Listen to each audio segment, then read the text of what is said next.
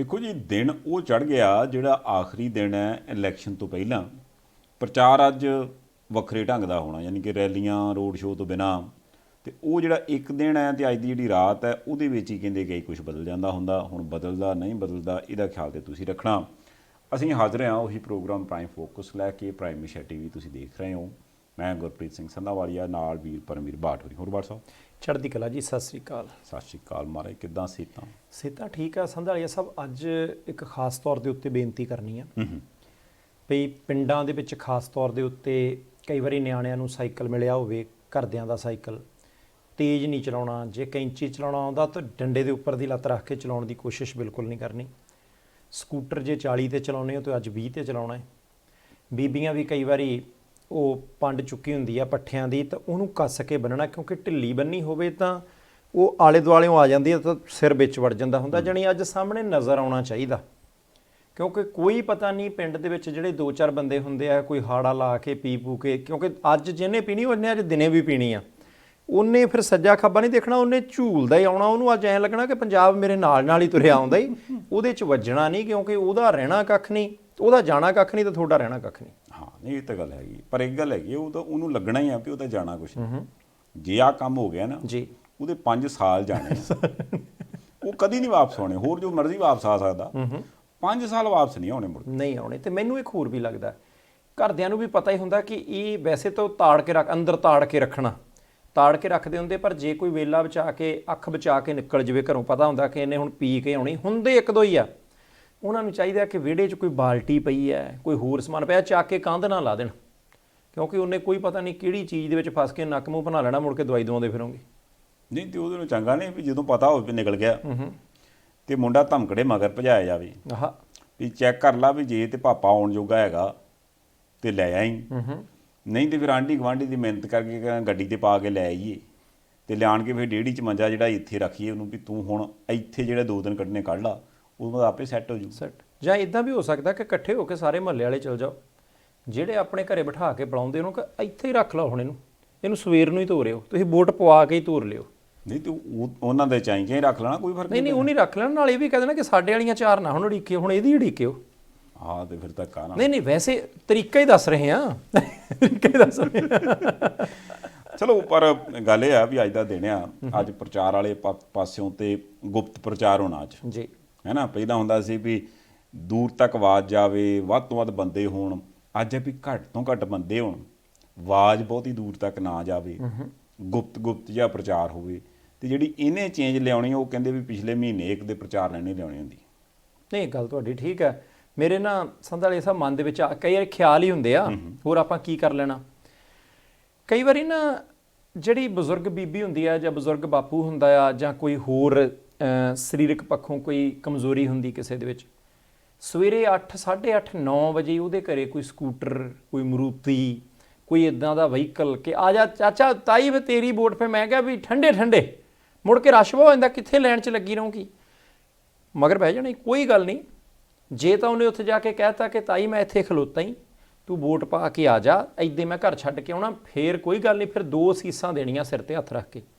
ਪਰ ਜੇ ਉਹਨੇ ਤੁਹਾਨੂੰ ਉੱਥੇ ਤਾਈਂ ਲੈ ਗਿਆ ਤੇ ਇਹ ਕਿਹਾ ਕਿ ਤਾਈ ਹੁਣ ਮੋਹਰ ਐ ਤੇ ਹੀ ਲਾਉਣੀ ਆ, ਫਿਰ ਥੋੜ੍ਹਾ ਜਿਹਾ ਸੋਚ ਵਿਚਾਰ ਕੇ, ਕਿਉਂਕਿ 5 ਸਾਲ ਅੱਡੇ ਤੇ ਬੱਸ ਤਾਂ ਆਉਣੀ ਨਹੀਂ, ਦਵਾਈ ਦਾਰੂ ਲੈਣ ਤਾਂ ਜਾਣਾ ਹੀ ਹੈ, ਦੋਹਤੀ ਨੂੰ ਕੁੜੀ ਨੂੰ ਮਿਲਣ ਤਾਂ ਜਾਣਾ ਹੀ ਹੈ, ਫਿਰ ਤੁਹਾਨੂੰ ਆਪਣੇ ਪੈਰਾਂ 'ਤੇ ਖਲੋਣਾ ਪੈਣਾ, ਫਿਰ ਤੁਹਾਨੂੰ 4 ਕਿਲੋਮੀਟਰ ਆਪ ਹੀ ਤੁਰਨਾ ਪੈਣਾ। ਇਸ ਕਰਕੇ ਉਹਨੂੰ ਅਸੀਸ ਫੇਰ ਵੀ ਦੇ ਕੇ ਜਾਣੀ ਆ, ਪੁੱਤ ਤੂੰ ਲੈ ਕੇ ਆਈ ਮੈਨੂੰ, ਪਰ ਵੋਟ ਅੰਦਰ ਜਾ ਕੇ ਉਸ ਹਿਸਾਬ ਨਾਲ ਪਾਉਣੀ ਆ ਕਿ ਪੰਜਾਬ ਬਚੇ। ਚਲੋ ਇੰਨਾ ਕਿਤੇ ਕਰਨਗੇ, ਇਹ ਏਡੀ ਗੱਲ ਨਹੀਂ ਹੈਗੀ। ਦੇਖੋ, ਗੱਲ ਇਹ ਆ ਵੀ ਆਪਾਂ ਆਉਣ ਵਾਲੇ ਟਾਈਮ 'ਚ ਵੀ ਦੇਖਣਾ ਵੀ ਕਿਹੜਾ ਕਿੱਥੇ ਜੇ ਦਲ ਖੜਾ ਤੇ ਕਿਹੜੀ ਪਾਰਟੀ ਕਿੰਨੇ ਕੁ ਪਾਣੀ 'ਚ ਹੈ। ਅੱਜ ਗੱਲ ਕਰਨੀ ਆ ਗਿੱਟਿਆਂ ਜਿੰਨਾ, ਗੋਡਿਆਂ ਜਿੰਨਾ, ਹੈ ਨਾ, ਇੱਦਾਂ। ਪਰ ਉਦੋਂ ਪਹਿਲਾਂ ਮੈਨੂੰ ਆਇਆ ਵੀ ਜਿਹੜੀਆਂ ਖਬਰਾਂ ਜੀਆਂ ਮੋਟੀਆਂ ਆਪਾਂ ਉਹਨਾਂ 'ਤੇ ਝਾਤ ਮਾਰ ਲਈ। ਤੇ ਦੇਖੋ, ਦੇਸ਼ ਦੇ ਪ੍ਰਧਾਨ ਮੰਤਰੀ ਮੋਦੀ ਸਾਹਿਬ ਨੇ ਜਿਹੜੀ ਮੁਲਾਕਾਤ ਕੀਤੀ ਹੈ ਸਿੱਖ ਸ਼ਖਸੀਅਤਾਂ ਦੇ ਨਾਲ, ਜਥੇਦਾਰ ਸਾਹਿਬ ਵੀ ਗਏ, ਉਸ ਤੋਂ ਬਾਅਦ DSGMC ਵਾਲੇ ਪ੍ਰਧਾਨ ਚਲ ਗਏ, ਸਾਬਕਾ ਪ੍ਰਧਾਨ ਤੇ ਅੱਗੇ ਉਹਨਾਂ ਦੇ ਸੀਗੇ, ਬਹੁਤ ਸਾਰੇ ਕਾਰ ਸੇਵਾ ਵਾਲੇ ਜਾਂ ਹੋਰ ਜਿਹੜੇ ਸਿੱਖਬੰਦੀਆਂ ਸਰਮੌਰ ਸ਼ਖਸੀਅਤਾਂ ਨੇ, ਉਹ ਵੀ ਇਕੱਠੀਆਂ ਹੋਈਆਂ। ਉਹ ਜਿਹੜੀ ਮਿਲਣੀ ਹੈ, ਉਸ ਮਿਲਣੀ ਤੋਂ ਬਾਅਦ ਟਵੀਟ ਕਰਦੇ ਮੋਦੀ ਸਾਹਿਬ ਵੀ ਮੈਂ ਬੜਾ ਭਾਗਾਂ ਵਾਲਾ, ਕਰਮਾਂ ਵਾਲਾ ਵੀ ਗੁਰੂ ਮਹਾਰਾਜ ਨੇ ਮਿਹਰ ਕੀਤੀ ਵੀ ਸਿੱਖ ਸਮਾਜ ਦੀ ਜਾਂ ਆਮ ਲੋਕਾਂ ਦੀ ਜਾਂ ਉਹਨਾਂ ਦੇ ਮਸਲੇ ਹੱਲ ਕਰਨ ਦਾ ਮੇਰੇ ਕੋਲ ਮੌਕਾ ਮਿਲਿਆ। ਪਰ ਦੂਜੇ ਪਾਸੇ ਗੱਲ ਇਹ ਆ ਵੀ ਇਹ ਸਾਰੇ ਕੁਛ ਨੂੰ ਕੋਈ ਲੋਕ ਜੋੜ ਕੇ ਇਦਾਂ ਵੇਖ ਰਿਹਾ ਵੀ ਜੇ ਇਹ ਮੌਕਾ, ਇਹ ਮਸਲੇ 21 ਨੂੰ ਵੀ ਹੱਲ ਕੀਤੇ ਜਾ ਸਕਦੇ ਸੀ, ਜਿਹੜੇ ਪਹਿਲਾਂ ਹੱਲ ਕੀਤੇ ਗਏ 18 ਨੂੰ ਹੀ, ਇਹਦੇ ਵਿੱਚ ਕੋਈ ਕੁੰਡੀ ਤੇ ਨਹੀਂ। ਹਾਲਾਂਕਿ ਉਹ ਕਹਿੰਦੇ ਵੀ ਨਹੀਂ, ਇਦਾਂ ਦੀ ਗੱਲ ਕੋਈ ਨਹੀਂ, ਸਿਆਸਤ ਨਹੀਂ ਕਰਨੀ, ਇਹਦਾ ਕੋਈ ਲਿੰਕ ਨਹੀਂ ਹੈਗਾ। ਸਿਰਸਾ ਸਾਹਿਬ ਆਪ ਕਹਿੰਦੇ, ਉਹ ਕਹਿੰਦੇ ਵੋਟਾਂ ਨਾਲ ਦੇ ਤਾਂ ਲਿੰਕ ਹੀ ਕੋਈ ਨਹੀਂ, ਪਤਾ ਨਹੀਂ ਲੋਕ ਜੋੜੀ ਜਾਂਦੇ। ਦੇਖੋ ਸਿਰਸਾ ਸਾਹਿਬ ਬਹੁਤ ਸਿਆਣੇ ਬੰਦੇ ਨੇ, ਪੁਰਾਣੇ ਬੰਦੇ ਨੇ, ਚੰਗੇ ਬੰਦੇ ਨੇ, ਉਹਨਾਂ ਨੂੰ ਵੀ ਪਤਾ ਕਿ ਵੋਟਾਂ ਨਾਲ ਲਿੰਕ ਕੋਈ ਨਹੀਂ। ਇਸੇ ਕਰਕੇ ਉਹ ਪਾਰਟੀ ਕਿਸੇ ਹੋਰ 'ਚ ਹੁੰਦੇ ਸੀ, ਚੋਣ ਨਿਸ਼ਾਨ ਕਿਸੇ ਹੋਰ ਦੇ ਉੱਤੇ ਚੋਣ ਲੜ ਲੈਂਦੇ ਸੀ, ਤੇ ਹੁਣ ਅੱਜ ਕੱਲ੍ਹ ਉਹਦੀਆਂ ਐਗਜ਼ਾਮਪਲਾਂ ਦਿੰਦੇ। ਮੈਂ ਤਾਂ ਪੁਰਾਣਾ ਹੀ ਬੰਦਾ ਇੱਧਰਲੇ ਪਾਸੇ ਦਾ। ਦੇਖੋ ਪ੍ਰਧਾਨ ਮੰਤਰੀ ਸਾਹਿਬ ਨੂੰ ਜੇ ਕਿਸੇ ਵੀ ਧਰਮ ਦੇ ਉੱਘੇ ਆਗੂ ਮਿਲਦੇ ਆ ਤਾਂ ਗਲਤ ਕੋਈ ਨਹੀਂ। ਜੇ ਪ੍ਰਧਾਨ ਮੰਤਰੀ ਸਾਹਿਬ ਉੱਘੇ ਆਗੂਆਂ ਨੂੰ ਮਿਲ ਕੇ ਬਹੁਤ ਆਤਮੀਅਤਾ ਦੇ ਨਾਲ, ਨੇੜਲੇਪਣ ਦੇ ਨਾਲ, ਆਪਣੇਪਣ ਦੇ ਨਾਲ ਉਹਨਾਂ ਦੇ ਨਾਲ ਫੋਟੋ ਖਿਚਵਾਉਂਦੇ ਆ, ਸਪੈਸ਼ਲ ਵੀਡੀਓ ਜਾਰੀ ਹੁੰਦੀ ਹੈ, ਕਾਨੂੰਨਨ ਗਲਤ ਕੋਈ ਨਹੀਂ, ਇਦਾਂ ਦੀ ਗੱਲ ਹੀ ਕੋਈ ਨਹੀਂ ਹੈ ਕਿ ਕੋਈ ਬੰਦਾ ਕਹੇ ਕਿ ਇਹ ਕਿਉਂ ਕੀਤਾ। ਪਰ ਆਮ ਲੋਕ ਜਿਹੜੇ ਨਾ, ਉਹਨਾਂ ਦੇ ਮਨਾਂ ਦੇ ਵਿੱਚ ਫਿਰ ਕਈ ਵਾਰੀ ਆ ਹੀ ਜਾਂਦਾ ਆ ਕਿ ਦੇਖੋ ਜੀ ਇਹ ਮੀਟਿੰਗ ਪਹਿਲਾਂ ਵੀ ਹੋ ਸਕਦੀ ਸੀ ਜਾਂ ਬਾਅਦ ਵਿੱਚ ਵੀ ਹੋ ਸਕਦੀ ਸੀ। ਵੈਸੇ ਹੀ ਮੇਰੇ ਮਨ ਦੇ ਵਿੱਚ ਆਉਂਦਾ ਸੀ ਕਿ ਜਦੋਂ ਸਾਲ ਸਵਾ ਸਾਲ ਕਿਸਾਨ ਦਿੱਲੀ ਦੀਆਂ ਬਰੂਹਾਂ ਤੇ ਬੈਠੇ ਰਹੇ, ਸਾਡੀਆਂ ਬਹੁਤ ਮਾਣਮੱਤੀਆਂ ਸਤਿਕਾਰਯੋਗ ਸ਼ਖਸੀਅਤਾਂ ਉਦੋਂ ਵੀ ਇਕੱਠੀਆਂ ਹੋ ਕੇ ਚਲੇ ਜਾਂਦੀਆਂ ਤੇ ਕਹਿੰਦੀਆਂ ਕਿ ਭਾਈ ਆਪਾਂ ਦੇਖੀਏ, ਥੋੜ੍ਹਾ ਜਿਹਾ ਕੁਝ ਵਿਚਾਰੀਏ, ਉਦੋਂ ਹੀ ਇੱਦਾਂ ਦੀਆਂ ਮੀਟਿੰਗਾਂ ਹੋ ਜਾਂਦੀਆਂ ਤਾਂ ਸੰਧਾਲੀਆ ਸਾਹਿਬ ਕਿੰਨਾ ਚੰਗਾ ਹੁੰਦਾ। ਬਾਕੀ ਇਤਰਾਜ਼ ਕਿਸੇ ਨੂੰ ਕੋਈ ਨਹੀਂ ਹੈ, ਅਸੀਂ ਨਹੀਂ ਕਹਿੰਦੇ ਕਿਸੇ ਨੂੰ ਕੋਈ ਇਤਰਾਜ਼ ਹੈ, ਬਹੁਤ ਚੰਗੀ ਗੱਲ ਹੈ। ਮਸਲੇ ਬੜੇ ਨੇ ਜਿਹੜੇ ਅਜੇ ਵਿਚਾਰਨ ਵਾਲੇ ਆ, ਪਰ ਉਹ ਫਿਰ 20 ਤੋਂ ਬਾਅਦ ਵੀ ਜੇ ਵਿਚਾਰ ਲੈ ਜਾਣ, ਸਮਾਂਬੱਧ ਤਰੀਕੇ ਦੇ ਨਾਲ ਹੱਲ ਕਰ ਲੈ ਜਾਣ ਚੰਗਾ, ਕਿਉਂਕਿ ਮੀਟਿੰਗ ਤਾਂ ਹੋਣੀ ਹੋ ਗਈ ਹੈ। ਮਤਲਬ ਦੇਖੋ ਕਾਰਨ ਇਹ ਆ ਵੀ ਆਪਾਂ ਇਹਦੇ ਤੇ, ਜੇ ਉਹ ਕਹਿੰਦੇ ਨੇ ਵੀ ਕੋਈ ਸਿਆਸੀ ਮਾਇਨੇ ਨਹੀਂ, ਆਪਾਂ ਬਿਲਕੁਲ ਨਹੀਂ ਕੱਢਦੇ ਜੀ। ਲੋਕ ਜਿਹੜੇ ਸਿਆਸੀ ਮਾਇਨੇ ਕੱਢਦੇ ਨੇ, ਆਪਾਂ ਬੇਨਤੀ ਉਹਨਾਂ ਨੂੰ ਵੀ ਕਰਦੇ ਵੀ ਤੁਸੀਂ ਵੀ ਨਾ ਕੱਢਿਓ। ਹਾਂ ਇੰਨਾ ਜ਼ਰੂਰ ਹੈ ਵੀ ਇਹ ਨਹੀਂ ਵੀ ਮੋਦੀ ਸਾਹਿਬ ਨੇ ਪ੍ਰਧਾਨ ਮੰਤਰੀ ਨੇ ਰਹਿਣਾ 24 ਤੱਕ, ਉਹ ਪ੍ਰਧਾਨ ਮੰਤਰੀ ਨੇ ਸੁੱਖ ਨਾਲ, ਤੇ 24 ਤੋਂ ਪਹਿਲਾਂ ਉਹਨਾਂ ਨੂੰ ਫਿਰ ਲੋੜ ਪੈਣੀ ਆ ਵੋਟਾਂ ਦੀ। ਤੇ ਜਿਹੜੀਆਂ ਮੇਰੇ ਖਿਆਲ ਨਾਲ ਸ਼ਖਸੀਅਤਾਂ ਹੁਣ ਮਿਲੀਆਂ ਨੇ, ਉਹਨਾਂ ਨੂੰ ਯਾਦ ਤੇ ਰਹਿਣਾ ਹੀ ਆ ਵੀ ਆਹ ਗੱਲ ਉਦੋਂ ਆਪਣੀ ਹੋਈ ਸੀ, ਤੇ ਵੋਟਾਂ ਵਾਲਾ ਕੰਮ ਨਿਬੇੜਨ ਤੋਂ ਬਾਅਦ 10 ਨੂੰ ਰਿਜ਼ਲਟ ਆ ਜਾਣਾ। ਉਦੋਂ ਬਾਅਦ ਵਿਸਾਖੀ ਦੇ ਆਸ-ਪਾਸ ਫੇਰ ਸੱਦਾ ਦੇ ਲੈਣ, ਇੱਕ ਵਾਰ ਮੋਦੀ ਸਾਹਿਬ ਨੂੰ ਤੋਂ ਕਹਿਣ ਵੀ ਹਾਂਜੀ ਹੁਣ ਆਪਾਂ ਨਿਬੇੜ ਲਈਏ, ਨਜਿੱਠ ਲਈਏ। ਨਹੀਂ ਵਿਸਾਖੀ ਤਾਂ ਦੂਰ ਹੈ ਸੰਧਾਲੀਆ ਸਾਹਿਬ, ਹੁਣ ਤਾਂ ਬਹੁਤੇ ਸੂਬਿਆਂ ਦੇ ਵਿੱਚ ਵੱਖ-ਵੱਖ ਗੇੜਾਂ ਦੀਆਂ ਵੋਟਾਂ ਨਿਬੜ ਜਾਣੀਆਂ। ਦੇਖੋ ਪੰਜਾਬ ਨੂੰ ਨਾ ਇੱਕ ਵਿਸ਼ੇਸ਼ ਆਰਥਿਕ ਪੈਕੇਜ ਦੀ ਲੋੜ ਹੈ, ਤੇ ਜੇ ਸਿੱਖ ਸ਼ਖਸੀਅਤਾਂ ਮਿਲ ਗਈਆਂ ਸੀ ਤਾਂ ਸਿੱਖਾਂ ਦੇ ਬੱਚੇ ਵੀ ਤਾਂ ਨਾਲ ਹੀ ਇੱਥੇ ਹੀ ਕੰਮ ਕਰ ਭਾਲਦੇ ਆ ਨਾ, ਉਹਨਾਂ ਨੂੰ ਵੀ ਤਾਂ ਚਾਹੀਦਾ ਕਿ ਭਾਈ ਆਰਥਿਕ ਪੈਕੇਜ ਮਿਲੇ, ਟੈਕਸਾਂ ਦੇ ਵਿੱਚ ਕੋਈ ਛੂਟ ਮਿਲੇ, ਇੰਡਸਟਰੀ ਇੱਧਰਲੇ ਪਾਸੇ ਆਵੇ, ਤੇ ਜਦੋਂ ਇੰਡਸਟਰੀ ਆਵੇ ਤਾਂ ਸਾਡੇ ਨੌਜਵਾਨ ਕੁੜੀਆਂ ਮੁੰਡੇ ਜਿਹੜੇ ਆ ਉਹਨਾਂ ਨੂੰ ਇੱਥੇ ਹੀ ਕੰਮ ਮਿਲੇ। ਬੜੇ ਕੰਮ ਨੇ ਜਿਹੜੇ ਕੇਂਦਰ ਸਰਕਾਰ ਦੇ ਹੱਥ ਵੱਸ ਨੇ। ਖਾਸ ਤੌਰ ਦੇ ਉੱਤੇ ਜੇ ਆਪਾਂ ਦੇਖੀਏ ਤਾਂ ਬਹੁਤ ਸਾਰਾ ਸਿੰਚਾਈ ਸਿਸਟਮ ਜਿਹੜਾ ਦਰੁਸਤ ਕਰਨ ਵਾਲਾ, MSP ਦੀ ਗੱਲ ਹੈ, ਕਿਉਂਕਿ ਇਹ ਜਿਹੜੇ ਵੱਖ-ਵੱਖ ਸਿੱਖ ਸ਼ਖਸੀਅਤਾਂ ਨਾ, ਵੱਡੀਆਂ ਸ਼ਖਸੀਅਤਾਂ, ਉਹ ਆਮ ਬੰਦੇ ਦੇ ਸਰੋਕਾਰਾਂ ਨਾਲ ਬਹੁਤ ਜੁੜੀਆਂ।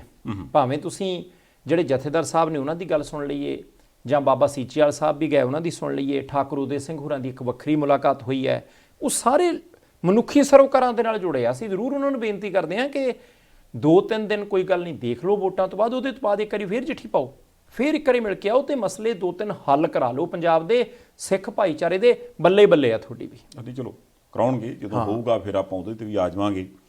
ਦੂਜੀ ਗੱਲ ਇਹ ਆ ਵੀ ਹਰਦੀਪ ਸਿੰਘ ਪੁਰੀ ਸਾਹਿਬ, ਉਹ ਵੀ ਹੁਣ BJP ਦੇ ਲੀਡਰ ਨੇ, ਵੱਡੇ ਮੰਤਰੀ ਨੇ, ਉਹ ਕਹਿੰਦੇ ਦੇਖੋ ਗੱਲ ਇਹ ਆ ਵੀ ਬੜਾ ਕਲੀਅਰ ਹੈ, 73 ਕੁ ਸੀਟਾਂ ਇਸ ਵਕਤ ਲੜਦੇ ਪਏ ਆ, ਅੱਧੀਆਂ ਵੀ ਆ ਗਈਆਂ ਤੇ ਸਰਕਾਰ BJP ਦੀ।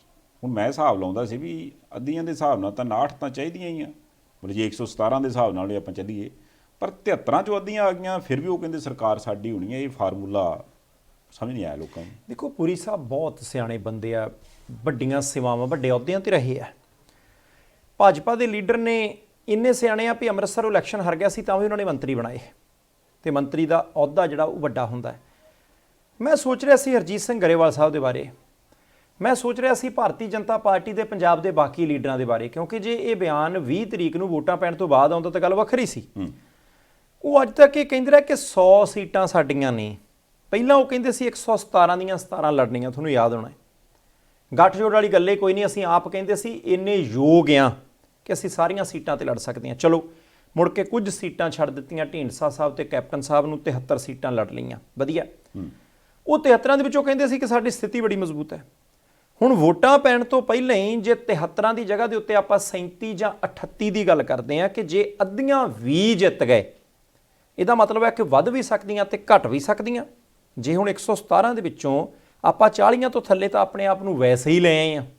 ਇੱਕ ਤਾਂ ਇਹ ਮਸਲਾ ਕਿ ਆਖਿਰਕਾਰ ਕਿਹੜੇ-ਕਿਹੜੇ ਖੇਤ ਨੂੰ ਪਾਣੀ ਕਿੰਨਾ ਕੁ ਲੱਗਾ, ਉਹਨਾਂ ਦੇ ਬਿਆਨ ਤੋਂ ਪਤਾ ਲੱਗ ਜਾਂਦਾ। ਦੂਸਰੀ ਗੱਲ, ਇੱਕ ਬਹੁਤ ਵੱਡਾ ਨੁਕਤਾ ਹੈ ਕਿ ਜੇ ਤੁਹਾਡੀਆਂ 37 ਰਹਿੰਦੀਆਂ ਫਿਰ 3 ਹੀ ਧਿਰਾਂ ਹੋਰ ਨੇ ਜਿਨ੍ਹਾਂ ਨੂੰ ਸੀਟਾਂ ਮਿਲਣੀਆਂ।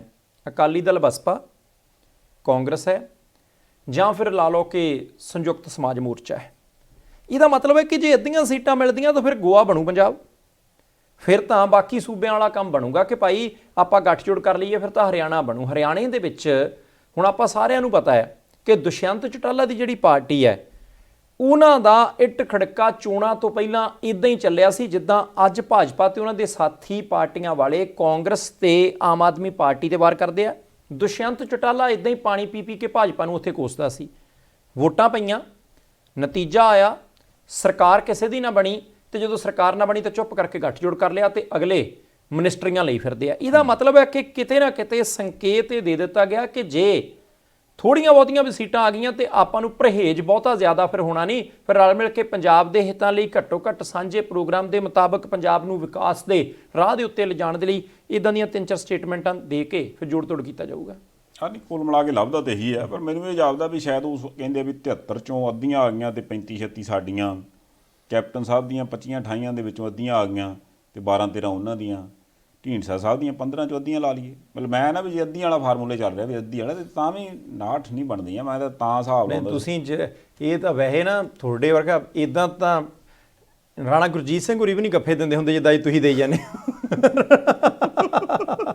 ਨਹੀਂ ਚਲੋ, ਮੈਨੂੰ ਐ ਸੀ ਵੀ ਦੇਖੋ ਐਵੇਂ ਇਲੈਕਸ਼ਨ ਤੋਂ ਇੱਕ ਦਿਨ ਪਹਿਲਾਂ ਕਾਹਨੂੰ ਕਿਸੇ ਦਾ ਦਿਲ ਤੋੜਨਾ। ਮੈਂ ਤਾਂ ਇਹ ਕਹਿੰਦਾ ਵੀ 117 ਦੀਆਂ 117 ਸਾਰੀਆਂ ਪਾਰਟੀਆਂ ਜਿੱਤੀਆਂ, ਉਹ ਸਭ ਤੋਂ ਵਧੀਆ ਹਾਂ। ਕਾਹਨੂੰ ਕਿਸੇ ਦੀ ਘਟਾਉਣੀਆਂ ਯਾਰ। ਨਹੀਂ ਦੇਖੋ ਇਦਾਂ ਨਹੀਂ ਹੈਗੀ, ਕਿਉਂਕਿ ਸਾਰਿਆਂ ਨੇ ਕੱਟੇਦਾਨ ਨਹੀਂ ਕੀਤੇ ਸੰਧਾਲੀਆ ਸਾਹਿਬ, ਸਾਰਿਆਂ ਨੇ ਨਹੀਂ ਕੀਤੇ। ਇਸ ਕਰਕੇ ਸਾਰਿਆਂ ਨੂੰ 117 ਕਿੱਦਾਂ ਦੇ ਦੀ। ਹੁਣ ਕੈਪਟਨ ਸਾਹਿਬ ਨੇ ਜੇ ਲੜੀਆਂ 35 ਆ ਤਾਂ ਤੁਸੀਂ 117 ਦੇਣ ਨੂੰ ਫਿਰਦੇ ਆ। ਗੱਠਜੋੜ ਨੂੰ ਠੀਕ ਹੈ, ਉਹਨਾਂ ਦਾ ਗੱਠਜੋੜ, ਅਕਾਲੀ ਬਸਪਾ ਦਾ ਗੱਠਜੋੜ, ਕਾਂਗਰਸ ਪਾਰਟੀ ਇਕੱਲੀ, ਆਮ ਆਦਮੀ ਪਾਰਟੀ ਇਕੱਲੀ, ਲੋਕ ਇਨਸਾਫ ਪਾਰਟੀ ਯਾਰ ਕਮਾਲ ਕਰਦੇ। ਹੁਣ ਚਲੋ ਜੇ ਐਸਐਸਐਮ ਵਾਲਿਆਂ ਨੇ 117 ਲੜੀਆਂ ਹੀ ਨਹੀਂ ਤੇ ਉਹ ਜਿੰਨੀਆਂ ਲੜੀਆਂ 103-4 ਉਹਨਾਂ ਦੀ ਗੱਲ ਕਰ ਲਈ ਜੀ। ਨਹੀਂ ਠੀਕ ਹੈ ਗੱਲ ਤੁਹਾਡੀ। ਤੇ ਆਪਾਂ ਕਾਹਨੂੰ ਕਿਸ ਦਾ ਦਿਲ ਤੋੜਨਾ? ਨਾ ਆਪਾਂ ਤਾਂ ਅੱਜ ਟੋਕਰਾ ਭਰ ਕੇ ਦੇਣਾ ਲੋਹੜੀ ਜਿਹਦਾ ਵੰਡੀ ਦੀ ਨਾ। ਦੇਖੋ ਦਿਲ ਤੇ ਕਾਂਗਰਸ ਪਾਰਟੀ ਨੇ ਸਿੱਧੂ ਸਾਹਿਬ ਦਾ ਨਹੀਂ ਤੋੜਿਆ, ਉਹ ਗੱਲ ਵੱਖਰੀ ਹੈ ਵੀ ਚੇਅਰਮੈਨ ਉਹਨਾਂ ਨੇ ਬਣਾਇਆ ਪ੍ਰਤਾਪ ਸਿੰਘ ਬਾਜਵਾ ਸਾਹਿਬ ਨੂੰ ਵੀ ਮੈਨੀਫੈਸਟੋ ਸਰਦਾਰ ਜੀ ਤੁਸੀਂ ਲਿਖ ਕੇ ਦੇਣਾ, ਤੁਸੀਂ ਦੱਸਣਾ ਵੀ ਆਪਾਂ ਹੁਣ ਗਾਂਹ ਕੀ ਕਰਨਾ। ਪਰ ਉਦੋਂ ਪਹਿਲਾਂ ਮੈਨੀਫੈਸਟੋ ਇੱਕ ਸਿੱਧੂ ਸਾਹਿਬ ਬਣਾਈ ਫਿਰਦੇ ਸੀ। ਜਦੋਂ ਉਹਨਾਂ ਨੇ ਵੇਖ ਲਿਆ ਵੀ ਮੁੱਖ ਮੰਤਰੀ ਦਾ ਚਿਹਰਾ ਵੀ ਮੈਨੂੰ ਨਹੀਂ ਬਣਾਇਆ, ਦੂਜੇ ਇੱਕ ਦਿਨ ਉਹਨਾਂ ਨੇ ਆਖਿਆ ਆ ਲਓ ਸੋਸ਼ਲ ਮੀਡੀਆ 'ਤੇ ਮੈਂ ਪਾਤਾ, ਜਿਹੜਾ ਮਰਜ਼ੀ ਬਣਾ ਲਵੇ, ਜਿਹੜਾ ਮਰਜ਼ੀ ਚਲਾ ਲਵੇ, ਜਿਹੜਾ ਮਰਜ਼ੀ ਲਾਗੂ ਕਰ ਦੇਵੇ। ਪਰ ਫਿਰ ਪਤਾ ਨਹੀਂ ਕਿਉਂ ਹੋ ਸਕਦਾ ਕਾਂਗਰਸ ਪਾਰਟੀ ਵਾਲਿਆਂ ਨੂੰ ਲੱਗਿਆ ਵੀ ਯਾਰ ਇੱਦਾਂ ਨਹੀਂ, ਪ੍ਰਧਾਨ ਜੀ ਦੀ ਗੱਲ ਕੋਈ ਤਾਂ ਮੰਨੀਏ। ਹੁਣ ਉਹਨਾਂ ਨੇ ਜਿਹੜਾ ਮੈਨੀਫੈਸਟੋ ਜਾਰੀ ਕੀਤਾ ਉਹ ਮੋਟਾ ਜਾਂ 70-75-80% ਕਹਿੰਦੇ ਉਹੋ ਹੀ ਹੈ ਜੋ ਸਿੱਧੂ ਸਾਹਿਬ ਨੇ ਪੇਸ਼ ਕੀਤਾ ਸੀ। ਸ਼ਾਇਦ ਇਹੋ ਹੀ ਕਾਰਨ ਹੈ ਵੀ ਪ੍ਰਤਾਪ ਸਿੰਘ ਬਾਜਵਾ ਸਾਹਿਬ ਜਿਹੜੇ ਮੈਨੀਫੈਸਟੋ ਦੇ ਚੇਅਰਮੈਨ ਸੀਗੇ, ਉਹ ਮੈਨੀਫੈਸਟੋ ਵਾਲੀ ਉਹ ਪ੍ਰੈਸ ਕਾਨਫਰੰਸ ਹੀ ਨਹੀਂ ਆਈ। ਦੇਖੋ ਬਾਜਵਾ ਸਾਹਿਬ ਨੂੰ ਨਾ ਸਥਿਤੀ ਸਮਝ ਆ ਗਈ। ਉਹਨਾਂ ਨੂੰ ਪਤਾ ਸੀ ਕਿ ਜੇ ਕਾਦੀਆਂ ਤੋਂ ਜਿੱਤਾਂਗੇ ਤਾਂ ਐਮਐਲਏ ਹੋਣਾ ਹੈ। ਮੈਨੀਫੈਸਟੋ ਦਾ ਕੀ ਆ, ਉਹਦਾ ਤਾਂ ਜਵਾਬ ਦੇਣਾ ਪਊਗਾ। ਹੁਣ ਭੜਕ ਨੂੰ ਮੰਨ ਲਓ 25 ਸਾਲੀ ਕੋਈ ਬੰਦਾ ਜਵਾਬ ਪੁੱਛੇ ਜੀ ਤੁਸੀਂ ਵੋਟਾਂ ਤੋਂ 3 ਦਿਨ ਪਹਿਲਾਂ ਮੈਨੀਫੈਸਟੋ ਜਾਰੀ ਕੀਤਾ ਸੀ, ਲੋਕਾਂ ਨਾਲ ਆ ਵਾਅਦੇ ਕੀਤੇ ਸੀ, ਦੱਸੋ ਪੂਰੇ ਕੀਤੇ ਕਿ ਨਹੀਂ ਕੀਤੇ। ਮੰਨ ਲਓ ਜੇ ਕਿਤੇ ਸੱਤਾ ਜਾ ਜਾਂਦੇ ਆ, ਬਾਜਵਾ ਸਾਹਿਬ ਨੂੰ ਕੋਈ ਪੁੱਛਣ ਵਾਲਾ ਤਾਂ ਨਹੀਂ ਗਾ, ਉਹ ਕਿ ਕਿਹਨੇ ਕੀਤੇ ਦਿਖਾ ਲਓ, ਮੈਨੂੰ ਫੋਟੋ ਦਿਖਾ ਲਓ, ਕੋਈ ਵੀਡੀਓ ਦਿਖਾ ਲਓ, ਮੈਂ ਉੱਥੇ ਸੀਗਾ। ਬਾਜਵਾ ਸਾਹਿਬ ਤਾਂ ਉੱਥੇ ਸੀਗਾ ਹੀ ਨਹੀਂ। ਇਸ ਕਰਕੇ ਜਵਾਬ ਕੋਈ ਮੰਗੂਗਾ ਸਿੱਧੂ ਸਾਹਿਬ ਤੋਂ ਮੰਗੂਗਾ, ਚੰਨੀ ਸਾਹਿਬ ਤੋਂ ਮੰਗੂਗਾ, ਜਾਖੜ ਸਾਹਿਬ ਤੋਂ ਮੰਗੂਗਾ। ਪਰ ਕਮਾਲ ਹੋ ਗਈ ਹੈ, ਜਦੋਂ ਚੰਨੀ ਸਾਹਿਬ ਨੂੰ ਮੁੱਖ ਮੰਤਰੀ ਦਾਅਵੇਦਾਰ ਬਣਾਇਆ, ਸਿੱਧੂ ਸਾਹਿਬ ਆਪਣੇ ਹਲਕੇ ਤੱਕ ਸੀਮਤ ਹੋ ਕੇ ਰਹਿ ਗਏ ਜਾਂ ਬੜੀ ਹੱਦ ਅੰਮ੍ਰਿਤਸਰ ਉੱਤਰੀ ਤੱਕ ਗਏ ਸੀ। ਤੇ ਦੂਸਰੇ ਪਾਸੇ ਚੰਨੀ ਸਾਹਿਬ ਸਾਰੇ ਪੰਜਾਬ 'ਚ ਗੇੜੇ ਦਿੰਦੇ ਫਿਰਦੇ ਸੀ, ਪਰ ਆਖਰੀ ਦਿਨ 'ਚ ਇਕੱਠੇ ਕੀਤੇ ਬੰਦੇ। ਸਿੱਧੂ ਸਾਹਿਬ ਕਹਿੰਦੇ ਜੀ ਚੰਨੀ ਸਾਹਿਬ ਦੀ ਸਰਕਾਰ ਤੁਹਾਡੇ ਦੁਆਰ। ਚੰਨੀ ਸਾਹਿਬ ਕਹਿੰਦੇ ਜਿੱਦਾਂ ਪਾਰਟੀ ਕਹੂਗੀ ਸਰਕਾਰ ਉਦਾਂ ਚੱਲਣੀ ਹੈ। ਜਾਣੀ ਪਾਰਟੀ ਦੇ ਪ੍ਰਧਾਨ ਸਿੱਧੂ ਸਾਹਿਬ ਨੇ, ਪਾਰਟੀ ਦੇ ਸਰਕਾਰ ਦੇ ਵਿੱਚ ਹਰ ਇੱਕ ਦਾ ਯੋਗਦਾਨ ਹੋਊਗਾ, ਪਰ ਸਭ ਤੋਂ ਵੱਡਾ ਯੋਗਦਾਨ ਮੇਰੇ ਵੱਡੇ ਵੀਰ ਨਵਜੋਤ ਸਿੰਘ ਸਿੱਧੂ ਦਾ ਹੋਊਗਾ। ਜਿੱਦਾਂ ਸਿੱਧੂ ਸਾਹਿਬ ਕਹਿਣਗੇ ਸਰਕਾਰ ਉਦਾਂ ਚੱਲਣੀ ਹੈ। ਜਾਣੀ ਇੱਕ ਦੂਜੇ ਦੇ ਵਾਹਵਾ ਜਾਣੀ ਕਸੀਦੇ ਕੱਢੇਗਾ ਕਿ ਬਹੁਤ ਵਧੀਆ ਉਹ ਵੀ ਕੰਮ ਕਰ ਰਹੇ ਨੇ, ਉਹਨਾਂ ਨੇ ਉਹਨਾਂ ਦੀ ਸਰਕਾਰ ਕਹਿੰਦੇ ਪ੍ਰਧਾਨ ਸਾਹਿਬ ਦੇ ਮੁਤਾਬਕ ਹੀ ਚੱਲਣਾ। ਜਾਖੜ ਸਾਹਿਬ ਨੇ ਵੀ ਕੋਈ ਸ਼ਬਦ ਇੱਧਰ ਉੱਧਰ ਜਿਹੜਾ ਉਹ ਬੋਲਿਆ ਨਹੀਂ, ਤੇ ਫਿਰ ਦਿੱਤੀ ਨਹੀਂ 3100 ਰੁਪਈਆ ਪੈਨਸ਼ਨ 1500 ਤੋਂ ਵਧਾ ਕੇ ਕੀਤੀ ਪੂਰੀ। ਪਰ ਕਾਰਨ ਇਹ ਆ ਨਾ ਵੀ ਦੇਖੋ ਜਿੱਦਾਂ ਕਿ ਮੋਟਾ ਜਿਹਾ ਆਪਾਂ ਕੱਲ੍ਹ ਵੀ ਕੁਛ ਗੱਲ ਕਰਦੇ ਸੀ ਵੀ 1100 ਦੂਜਾ ਕਿ ਮਾਝੇ ਵਾਲੇ ਹਿਸਾਬ ਨਾਲ 1100 ਕਹਿੰਦੇ ਵੀ ਕਮਜ਼ੋਰ ਵਰਗ ਦੀਆਂ ਬੀਬੀਆਂ ਨੂੰ ਨਾਲ 8-8 ਸਿਲੰਡਰ। ਫਿਰ ਉਹ ਕਹਿੰਦੇ ਆ ਵੀ ਆਪਾਂ ਸ਼ਰਾਬ ਤੇ ਵੀ ਬਣਾ ਦੇਣੀ ਆ ਉਹ ਸਰਕਾਰੀ ਕਾਰਪੋਰੇਸ਼ਨ, ਰੇਤਾ ਵਾਲੀ ਕਾਰਪੋਰੇਸ਼ਨ ਬਣਾ ਦੇਣੀ ਆ। ਪਰ ਬਿਜਲੀ ਫ੍ਰੀ ਵਾਲੀ ਗੱਲ ਜੀ ਚੱਲੀ ਹੋ, ਮੈਂ ਕਦੇ ਪੜ੍ਹੀ ਨਹੀਂ ਜਾਂ ਹੈ ਹੀ ਨਹੀਂ ਵਿੱਚ। ਨਹੀਂ, ਕੇਬਲ ਵੀ 200 ਤੇ ਆਈ ਆ, 400 ਤੋਂ ਘਟਾ ਕੇ 200 ਨੂੰ ਕਰ ਦੇਣੀ ਹੈ। ਬਿਜਲੀ ਫਿਰ ਉਹ ਗੱਲਾਂ ਤੁਸੀਂ ਗੱਲ ਦੱਬਦੇ ਆ ਵਿੱਚੋਂ, ਨਹੀਂ, ਮੈਂ ਬਿਜਲੀ ਵਾਲੀ ਗੱਲ ਕਰਦਾ। ਮੈਂ ਲੱਗਾ ਦੱਸਿਆ ਕਿਉਂਕਿ ਕੇਬਲ ਚੱਲਣੀ ਟੀਵੀ ਤੇ ਆ ਤੇ ਟੀਵੀ ਬਿਜਲੀ ਨਾਲ ਚੱਲਣਾ। ਮੈਂ ਘੁਮਾ ਕੇ ਆਉਣ ਲੱਗਾ ਸੀ। ਨਹੀਂ, ਮੈਂ ਤਾਂ ਗੱਲ ਕੀਤੀ ਵੀ ਮਤਲਬ ਉਹਦੇ ਤੇ ਕਿਸੇ ਨੇ ਗੱਲ ਕੀਤੀ ਨਹੀਂ, ਕਿਉਂਕਿ ਬਿਜਲੀ ਵਾਲੇ ਤੇ ਮੁੱਦਾ ਸੀਗਾ।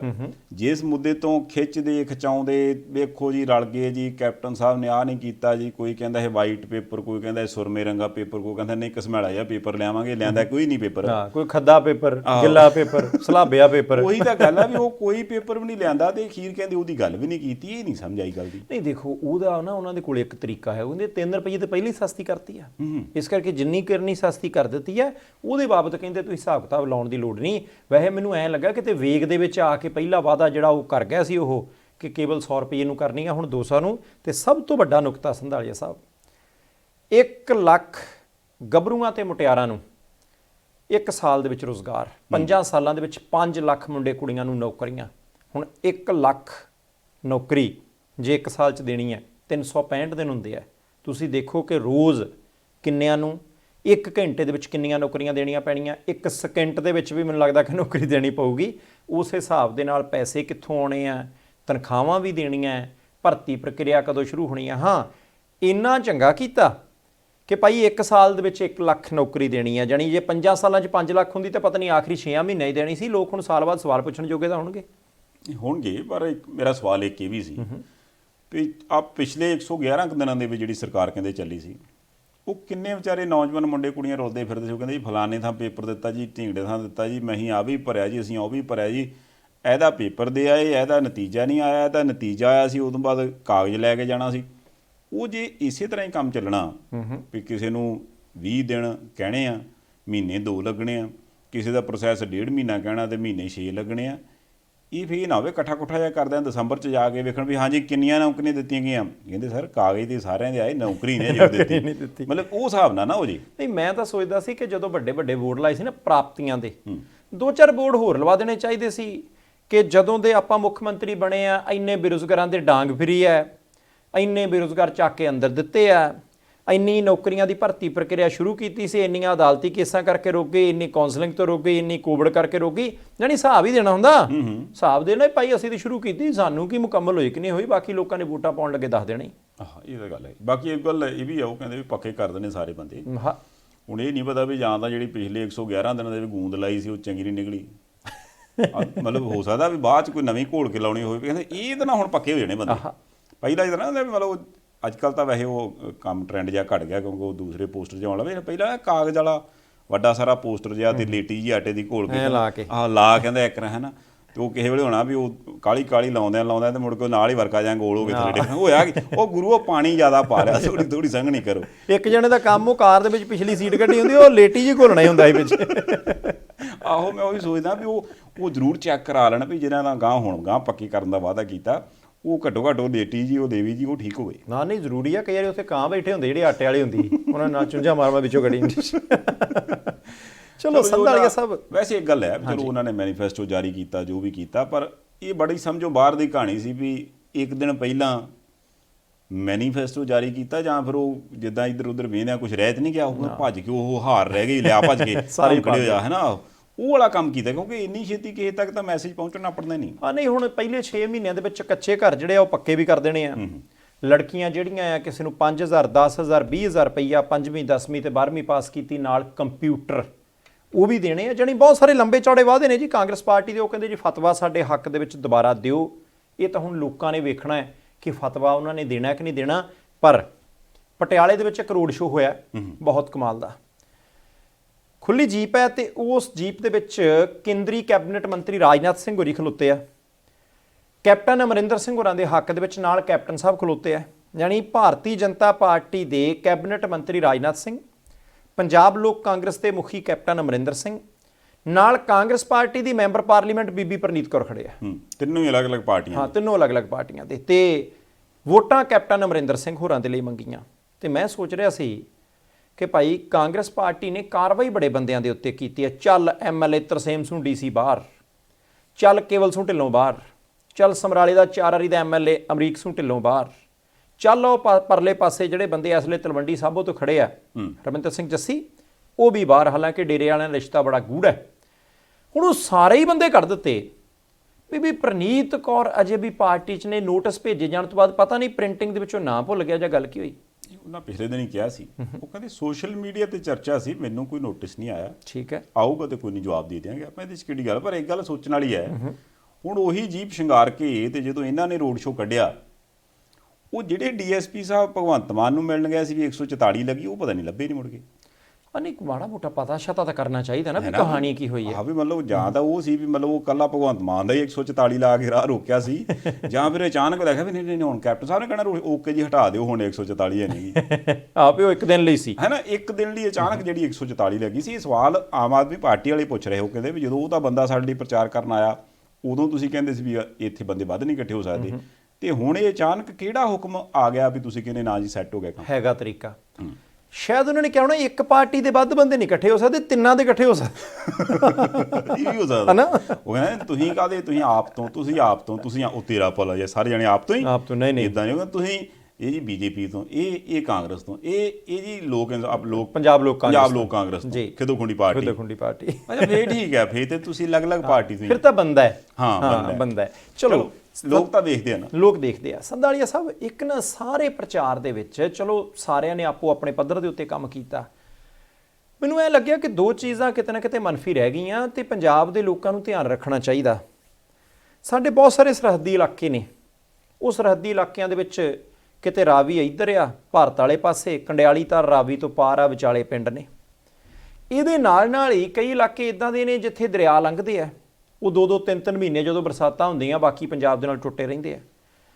ਉਹਨਾਂ ਸਰਹੱਦੀ ਇਲਾਕਿਆਂ ਦੇ ਵਿੱਚ ਕਿਤੇ ਸਕੂਲ ਵੀ ਹੈ ਨਹੀਂ, ਕਿਤੇ ਡਿਸਪੈਂਸਰੀ ਹੈ ਨਹੀਂ, ਕਿਤੇ ਡਾਕਟਰ ਨਹੀਂ। ਕਈ ਪੰਜਾਬ ਦੇ ਪਿੰਡ ਅਜੇ ਵੀ ਇਦਾਂ ਦੇ ਆ ਜਿਹੜੇ ਕਿ ਬੋਟ ਰਾਹੀਂ, ਕਿਸ਼ਤੀ ਦੇ ਰਾਹੀਂ ਜੁੜਦੇ ਆ ਬਾਕੀ ਪੰਜਾਬ ਦੇ ਨਾਲ, ਨਹੀਂ ਤਾਂ ਪਰਲੇ ਪਾਸੇ ਉਹਨਾਂ ਦੇ ਪਾਕਿਸਤਾਨੀ ਆ। ਉਹਨਾਂ ਦੇ ਵਿੱਚੋਂ ਬਹੁਤੇ ਪਿੰਡਾਂ ਦੇ ਲੋਕਾਂ ਨੇ ਕਿਹਾ ਕਿ ਸਾਡੇ ਨਹੀਂ ਆਇਆ ਕੋਈ, ਵੋਟਾਂ ਮੰਗਣੀ ਨਹੀਂ ਆਏ ਕਿ ਤੁਹਾਡੀ ਤਾਂ 150 ਵੋਟ ਆ, 200 ਵੋਟ ਆ, 250 ਵੋਟ ਆ। ਜਾਣੀ ਉਹ ਇਲਾਕੇ ਜਿਨ੍ਹਾਂ ਦੀਆਂ ਜ਼ਮੀਨਾਂ ਵੀ ਸਰਹੱਦ ਤੋਂ ਪਾਰ ਹੈ, ਉੱਚੀਆਂ ਫਸਲਾਂ ਵੀ ਨਹੀਂ ਬੀਜ ਸਕਦੇ, ਸਭ ਤੋਂ ਵੱਧ ਪੰਜਾਬ ਦੇ ਵਿੱਚ ਜੇ ਕੋਈ ਬੰਦੇ ਸੰਤਾਪ ਹੰਢਾ ਰਹੇ ਆ ਤਾਂ ਉਹ ਸਰਹੱਦੀ ਖੇਤਰ ਦੇ ਲੋਕ ਨੇ। ਹੁਣ ਆਪਾਂ ਲੀਡਰ ਤਾਂ ਹੈ ਨਹੀਂ ਕਿ ਭਾਈ ਜੀ ਉਹਨਾਂ ਦੀ ਗਿਣਤੀ ਥੋੜੀ ਹੈ ਤਾਂ ਉਹਨਾਂ ਦੀ ਗੱਲ ਨਾ ਕਰੀਏ। ਹੁਣ ਉਹ ਬੰਦੇ ਕਹਿੰਦੇ ਆ ਜੀ ਵੋਟਾਂ ਅਸੀਂ ਕਈ ਵਾਰੀ 100% ਵੀ ਭੁਗਤਾ ਦਈਦੀਆਂ ਕਿਸ਼ਤੀਆਂ 'ਚ ਆ ਕੇ ਵੀ, ਕਿਉਂਕਿ ਪੋਲਿੰਗ ਬੂਥ ਵੀ ਉਹਨਾਂ ਦੇ ਪਿੰਡਾਂ 'ਚ ਨਹੀਂ ਬਣਦੇ। ਪਰ ਇਹਦੇ ਬਾਵਜੂਦ ਵੀ ਉਹ ਕਹਿੰਦੇ ਸਾਰ ਸਾਡੀ ਕਿਸੇ ਨੇ ਲਈ, ਪ੍ਰਚਾਰ ਬੰਦ ਹੋ ਗਿਆ। ਤੁਸੀਂ ਸਾਰੀਆਂ ਪਾਰਟੀਆਂ ਦੇ ਮੈਨੀਫੈਸਟੋ ਦੇਖੇ, ਕਿਸੇ ਵੀ ਪਾਰਟੀ ਨੇ ਉੱਪਰ ਕਰਕੇ ਉਹਨਾਂ ਦਾ ਨਾਮ ਲਿਖਿਆ ਕਿ ਭਾਈ ਤੁਸੀਂ ਸਭ ਤੋਂ ਵੱਧ ਸੰਤਾਪ ਹਟਾਉਂਦੇ ਹੋ, ਚੰਗੇ ਸਕੂਲ ਤੁਹਾਡੇ ਇਲਾਕੇ 'ਚ ਨਹੀਂ, ਚੰਗੇ ਕਾਲਜ ਤੁਹਾਡੇ ਇਲਾਕੇ 'ਚ ਨਹੀਂ, ਯੂਨੀਵਰਸਿਟੀਆਂ ਤੁਹਾਡੇ ਇਲਾਕੇ 'ਚ ਨਹੀਂ, ਇੰਡਸਟਰੀ ਤੁਹਾਡੇ ਨਹੀਂ, ਸਰਕਾਰੀ ਨੌਕਰੀਆਂ ਤੁਹਾਡੇ ਨਹੀਂ ਮਿਲਦੀਆਂ, ਡਿਸਪੈਂਸਰੀ ਡਾਕਟਰ ਮਾਸਟਰ ਤੁਹਾਡੇ ਨਹੀਂ। ਹੁਣ ਏਡਾ ਵੱਡਾ ਮਸਲਾ ਜੇ ਸਾਡੀਆਂ ਸਿਆਸੀ ਪਾਰਟੀਆਂ ਐਤਕੀ ਵੀ ਛੱਡ ਗਈਆਂ ਤਾਂ ਇਹਦਾ ਮਤਲਬ ਹੈ ਕਿ ਭਾਈ ਉਹਨਾਂ ਨੂੰ ਤਾਂ ਵੋਟਾਂ ਚਾਹੀਦੀਆਂ, ਵੋਟਾਂ ਤੋਂ ਜਿੱਤ ਚਾਹੀਦੀ ਹੈ, ਤੇ ਵੋਟਾਂ ਜਿੱਥੇ ਵੱਧ ਨੇ ਉੱਥੇ ਜਾ ਕੇ ਲਾਰੇ ਲੱਪੇ ਲਾਉਂਦੇ ਆ, ਥੋੜੀਆਂ ਵੋਟਾਂ ਵਾਲੀ ਉਹਨਾਂ ਦੀ ਗਿਣਤੀ 'ਚ ਹੀ ਨਹੀਂ। ਦੇਖੋ ਇਹ ਮਸਲਾ ਦੇ ਵਾਕਿਆ ਬੜਾ ਗੰਭੀਰ ਆ, ਕਿਉਂਕਿ ਕਾਰਨ ਇਹ ਹੈ ਨਾ ਜਿਹੜੇ ਲੋਕ ਜਮਾ ਬਾਰਡਰ ਤੇ ਬੈਠੇ ਆ, ਅਸਲ 'ਚ ਵੇਖਿਆ ਜਾਵੇ ਤੇ ਉਹ ਪਿਛਲੇ ਦਿਨ ਰੌਲਾ ਪਿਆ ਨੇ ਫਲਾਣੇ ਦੀ ਤੋਪਖਾਨੇ ਦੀ ਰੇਂਜ 'ਚ ਆ ਗਿਆ ਜੀ, ਫਲਾਣੇ ਦੀ ਮਿਜ਼ਾਈਲ ਦੀ ਰੇਂਜ 'ਚ ਆ ਗਿਆ, ਉਹਦੇ ਵਿਚਾਰੇ ਟੀਮ ਦੀ ਰੇਂਜ 'ਚ ਬੈਠੇ ਆ ਵੀ ਉਧਰੋਂ ਜੇ ਕੋਈ ਇੱਟਾ ਵੀ ਮਾਰੇ ਤੇ ਉਹ ਵੀ ਵੱਜ ਸਕਦਾ। ਉਹਦੇ ਹਿਸਾਬ ਨਾਲ ਦੇਖਿਆ ਜਾਵੇ ਤੇ ਵੀ ਉਹਨਾਂ ਦੀ ਜ਼ਿੰਦਗੀ ਕਿੰਨੀ ਸੈਂਸਿਟਿਵ ਜਗ੍ਹਾ ਤੇ ਆ ਜੀ। ਪਰ ਇੱਕ ਗੱਲ ਇਹ ਵੀ ਇਹਨਾਂ ਪਿਛਲੇ ਚੋਣ ਪ੍ਰਚਾਰ 'ਚ ਆਪਾਂ ਦੇਖਿਆ ਲਗਭਗ ਹਰੇਕ ਪਾਰਟੀ ਨੇ ਪੰਜਾਬ ਸਰਹੱਦੀ ਸੂਬਾ ਹੈ ਜੀ, ਪੰਜਾਬ ਬਈ ਬਹੁਤ ਸੈਂਸਿਟਿਵ ਸੂਬਾ ਹੈ। ਮੈਨੂੰ ਸਮਝ ਨਹੀਂ ਆਈ ਵੀ ਤੁਸੀਂ ਆਪਣੇ ਹਿਸਾਬ ਨਾਲ ਬਣਾਈ ਜਾਂਦੇ ਵੀ ਉਹਨੂੰ ਪਤਾ ਵੀ ਹਾਂ ਯਾਰ 2-4 ਦਿਨ ਆਏ ਆਪਾਂ ਕਿਹੜਾ ਮੁੜ ਕੇ ਇੱਥੇ ਰਹਿਣਾ, ਕੋਈ ਨਹੀਂ ਕਹਿ ਕੇ ਨਿਕਲ ਜਾਓ। ਹੁਣ ਸਮਝ ਨਹੀਂ ਆਈ ਵੀ ਜਾਂ ਤੇ ਹੋਏ ਨਾ ਵੀ ਇਕੱਲੇ ਪੰਜਾਬ ਦਾ ਬਾਰਡਰ ਹੀ ਲੱਗਦਾ, ਬਾਕੀ ਹੋਰ ਕਿਸੇ ਸਟੇਟ ਦਾ ਬਾਰਡਰ ਹੋਰ ਕਿਸੇ ਦੇਸ਼ ਨਾਲ ਲੱਗਦਾ ਹੀ ਨਹੀਂ। ਹੋਰ ਕਿਸੇ ਬਾਰੇ 'ਚ ਮੈਂ ਕਦੀ ਕੋਈ ਗੱਲ ਇਹੋ ਜਿਹੀ ਨਹੀਂ ਸੁਣੀ, ਹਾਲਾਂਕਿ ਉਹ ਵੱਡੇ ਸੂਬੇ ਨੇ ਤੇ ਉਹਨਾਂ ਦੀਆਂ ਪਾਲਿਸੀਆਂ ਵੀ ਕਹਿੰਦੇ ਵੀ ਉਸ ਫਲਾਨੇ ਸੂਬੇ ਦੀ ਪਾਲਿਸੀ ਸਾਰੇ ਦੇਸ਼ ਘੁਮਾ ਰਹੇ ਆ, ਤੇ ਜੇ ਫਲਾਨੇ ਸੂਬੇ, ਚਲੋ ਮੈਂ ਨਾ ਹੀ ਲੈ ਲੈਣਾ, ਗੁਜਰਾਤ ਦੀ ਆਪਾਂ ਗੱਲ ਕਰੀਏ ਜੀ, ਗੁਜਰਾਤ ਦੇ ਨਾਲ ਵੀ ਤਾਂ ਬਾਰਡਰ ਲੱਗਦਾ ਹੀ ਹੈ, ਜੇ ਉਹਦੀ ਪਾਲਿਸੀ ਸਾਰੇ ਦੇਸ਼ 'ਚ ਲਾਗੂ ਹੋਦੀ, ਪੰਜਾਬ 'ਚ ਕਿਉਂ ਲਾਗੂ ਹੋਦੀ? ਇੱਥੇ ਇਹ ਸਰਹੱਦੀ ਸੂਬਾ ਹੈ, ਸੰਵੇਦਨਸ਼ੀਲ ਇਹ ਨਹੀਂ ਸਮਝੋ ਬਾਹਰ ਆਈ ਕਹਾਣੀ, ਤੇ ਨਾ ਇਹ ਪੰਜਾਬ ਦੇ ਲੋਕਾਂ ਨੇ ਕਿਸੇ ਨੂੰ ਪੁੱਛਿਆ ਹੀ। ਇਹ ਜ਼ਰੂਰ ਪੁੱਛਣ ਵਾਲੀ ਗੱਲ ਹੈ ਜੀ ਕਿ ਵੀ ਭਾਈ ਸਾਹਿਬ ਜੇ ਉੱਥੇ ਬਾਰਡਰ ਤੇ ਤੁਸੀਂ ਕਹਿੰਦੇ ਵੀ ਅਸੀਂ ਐਸਾ ਮਾਡਲ ਪੇਸ਼ ਕਰਤਾ ਜਿਹੜਾ ਐਸਾ ਤਰੱਕੀ ਵਾਲਾ ਮਾਡਲ ਹੈ ਵੀ ਪੂਰੇ ਦੇਸ਼ 'ਚ ਤਰੱਕੀ ਹੋਊਗੀ, ਹੋਊਗੀ, ਅਸੀਂ ਨਹੀਂ ਕਹਿੰਦੇ ਨਹੀਂ ਹੋਈ। ਇੰਡਸਟਰੀ ਕਹਿੰਦੇ ਉੱਥੇ ਬਹੁਤ ਗਈ ਹੋਊਗੀ, ਜੇ ਇੰਡਸਟਰੀ ਵਾਲੀ ਉੱਥੇ ਜਾ ਸਕਦੇ, ਪੰਜਾਬ 'ਚ ਉਹਨਾਂ ਨੂੰ ਕਿਹੜਾ ਦਰਿਆ ਪੈਂਦਾ, ਉੱਥੇ ਆਪਾਂ ਉਹ ਸਰਹੱਦੀ ਸੂਬਾ ਹੈ। ਇਹ ਜਿਹੜੀ ਮੇਰੇ ਖਿਆਲ ਨਾਲ ਕਿਤੇ ਨਾ ਕਿਤੇ ਪੋਜੀਸ਼ਨਿੰਗ ਕਰ ਦਿੱਤੀ ਪੰਜਾਬ ਦੀ ਵੀ ਹਾਂਜੀ ਇਹ ਸਰਹੱਦੀ ਸੂਬਾ ਜੀ, ਸੰਵੇਦਨਸ਼ੀਲ ਸੂਬਾ ਜੀ, ਇਹਦੇ 'ਤੇ ਬਹੁਤ ਖਿਆਲ ਰੱਖਣ ਦੀ ਲੋੜ ਹੈ। ਉਹ ਗੱਲ ਮਾੜੀ ਹੈ, ਉਹਨਾਂ ਨੂੰ ਬੰਦੇ ਸਮਝ ਲਓ। ਜ਼ਿਆਦਾ ਮਾੜੀ ਹੈ ਸੰਧਾਲੀਆ ਸਾਹਿਬ। ਇਦਾਂ ਹੀ ਨਾ ਕਈ ਚੀਜ਼ਾਂ ਮਨਫੀ ਹੋ ਗਈਆਂ। ਆਰਥਿਕ ਤੌਰ ਦੇ ਉੱਤੇ ਜਿਹੜਾ ਕਮਜ਼ੋਰ ਤਬਕਾ, ਜਿਹੜੇ ਜੋ ਕਮਾਉਂਦੇ ਨੇ ਉਹੀ ਖਾਂਦੇ ਨੇ, ਤੁਹਾਡੀ ਭਾਸ਼ਾ ਦੇ ਵਿੱਚ ਹੈਂਡ ਟੂ ਮਾਊਥ, ਉਹ ਜਿਹੜੇ ਬੰਦੇ ਨੇ ਨਾ, ਉਹਨਾਂ ਨੂੰ ਇਦਾਂ ਸਮਝਦੀ ਆ ਸਾਡੀਆਂ ਸਿਆਸੀ ਪਾਰਟੀਆਂ ਬਹੁਤੀਆਂ ਕਿ ਇਹਨਾਂ ਦਾ ਕੀ ਹੈ, ਕੋਈ ਗੱਲ ਨਹੀਂ, ਇੱਕ ਦਿਨ ਪਹਿਲਾਂ ਇਹਨਾਂ ਨਾਲ ਹਿਸਾਬ ਕਿਤਾਬ ਕਰ ਲਾਂਗੇ। ਕਿਉਂਕਿ ਉਹ ਇੱਕ ਖਾਸ ਇਲਾਕੇ 'ਚ, ਜੇ ਪਿੰਡ ਵੀ ਹੋਵੇ ਤਾਂ ਛੋਟੇ ਛੋਟੇ ਘਰ ਹੁੰਦੇ ਆ, ਥੋੜ੍ਹੇ ਏਰੀਏ ਦੇ ਵਿੱਚ ਹੀ ਬਹੁਤ ਸਾਰੀ ਜਨਸੰਖਿਆ ਹੁੰਦੀ ਹੈ। ਉਹ ਚਾਹੁੰਦੇ ਨਹੀਂ ਹੁੰਦੇ ਕਿ ਅਸੀਂ ਆਰਥਿਕ ਤੌਰ ਤੇ ਕਮਜ਼ੋਰ ਰਹੀਏ ਜਾਂ ਵਿਕੀਏ। ਉਹਨਾਂ ਦੇ ਵਿੱਚੋਂ ਇੱਕ ਅੱਧਾ ਵੱਡਾ ਬੰਦਾ ਹੁੰਦਾ, ਉਹ ਫਿਰ ਉੱਕਾ ਪੁੱਕਾ ਠੇਕਾ ਮਾਰ, ਕੋਈ ਆਪਣੇ ਬੰਦੇ ਸਾਰੇ, ਆ 25 ਘਰ ਆਪਣੇ, 25 ਘਰ ਆ, 125 ਵੋਟ ਆ, ਇੱਦਾਂ ਸਾਰੇ ਨਹੀਂ ਕਰਦੇ।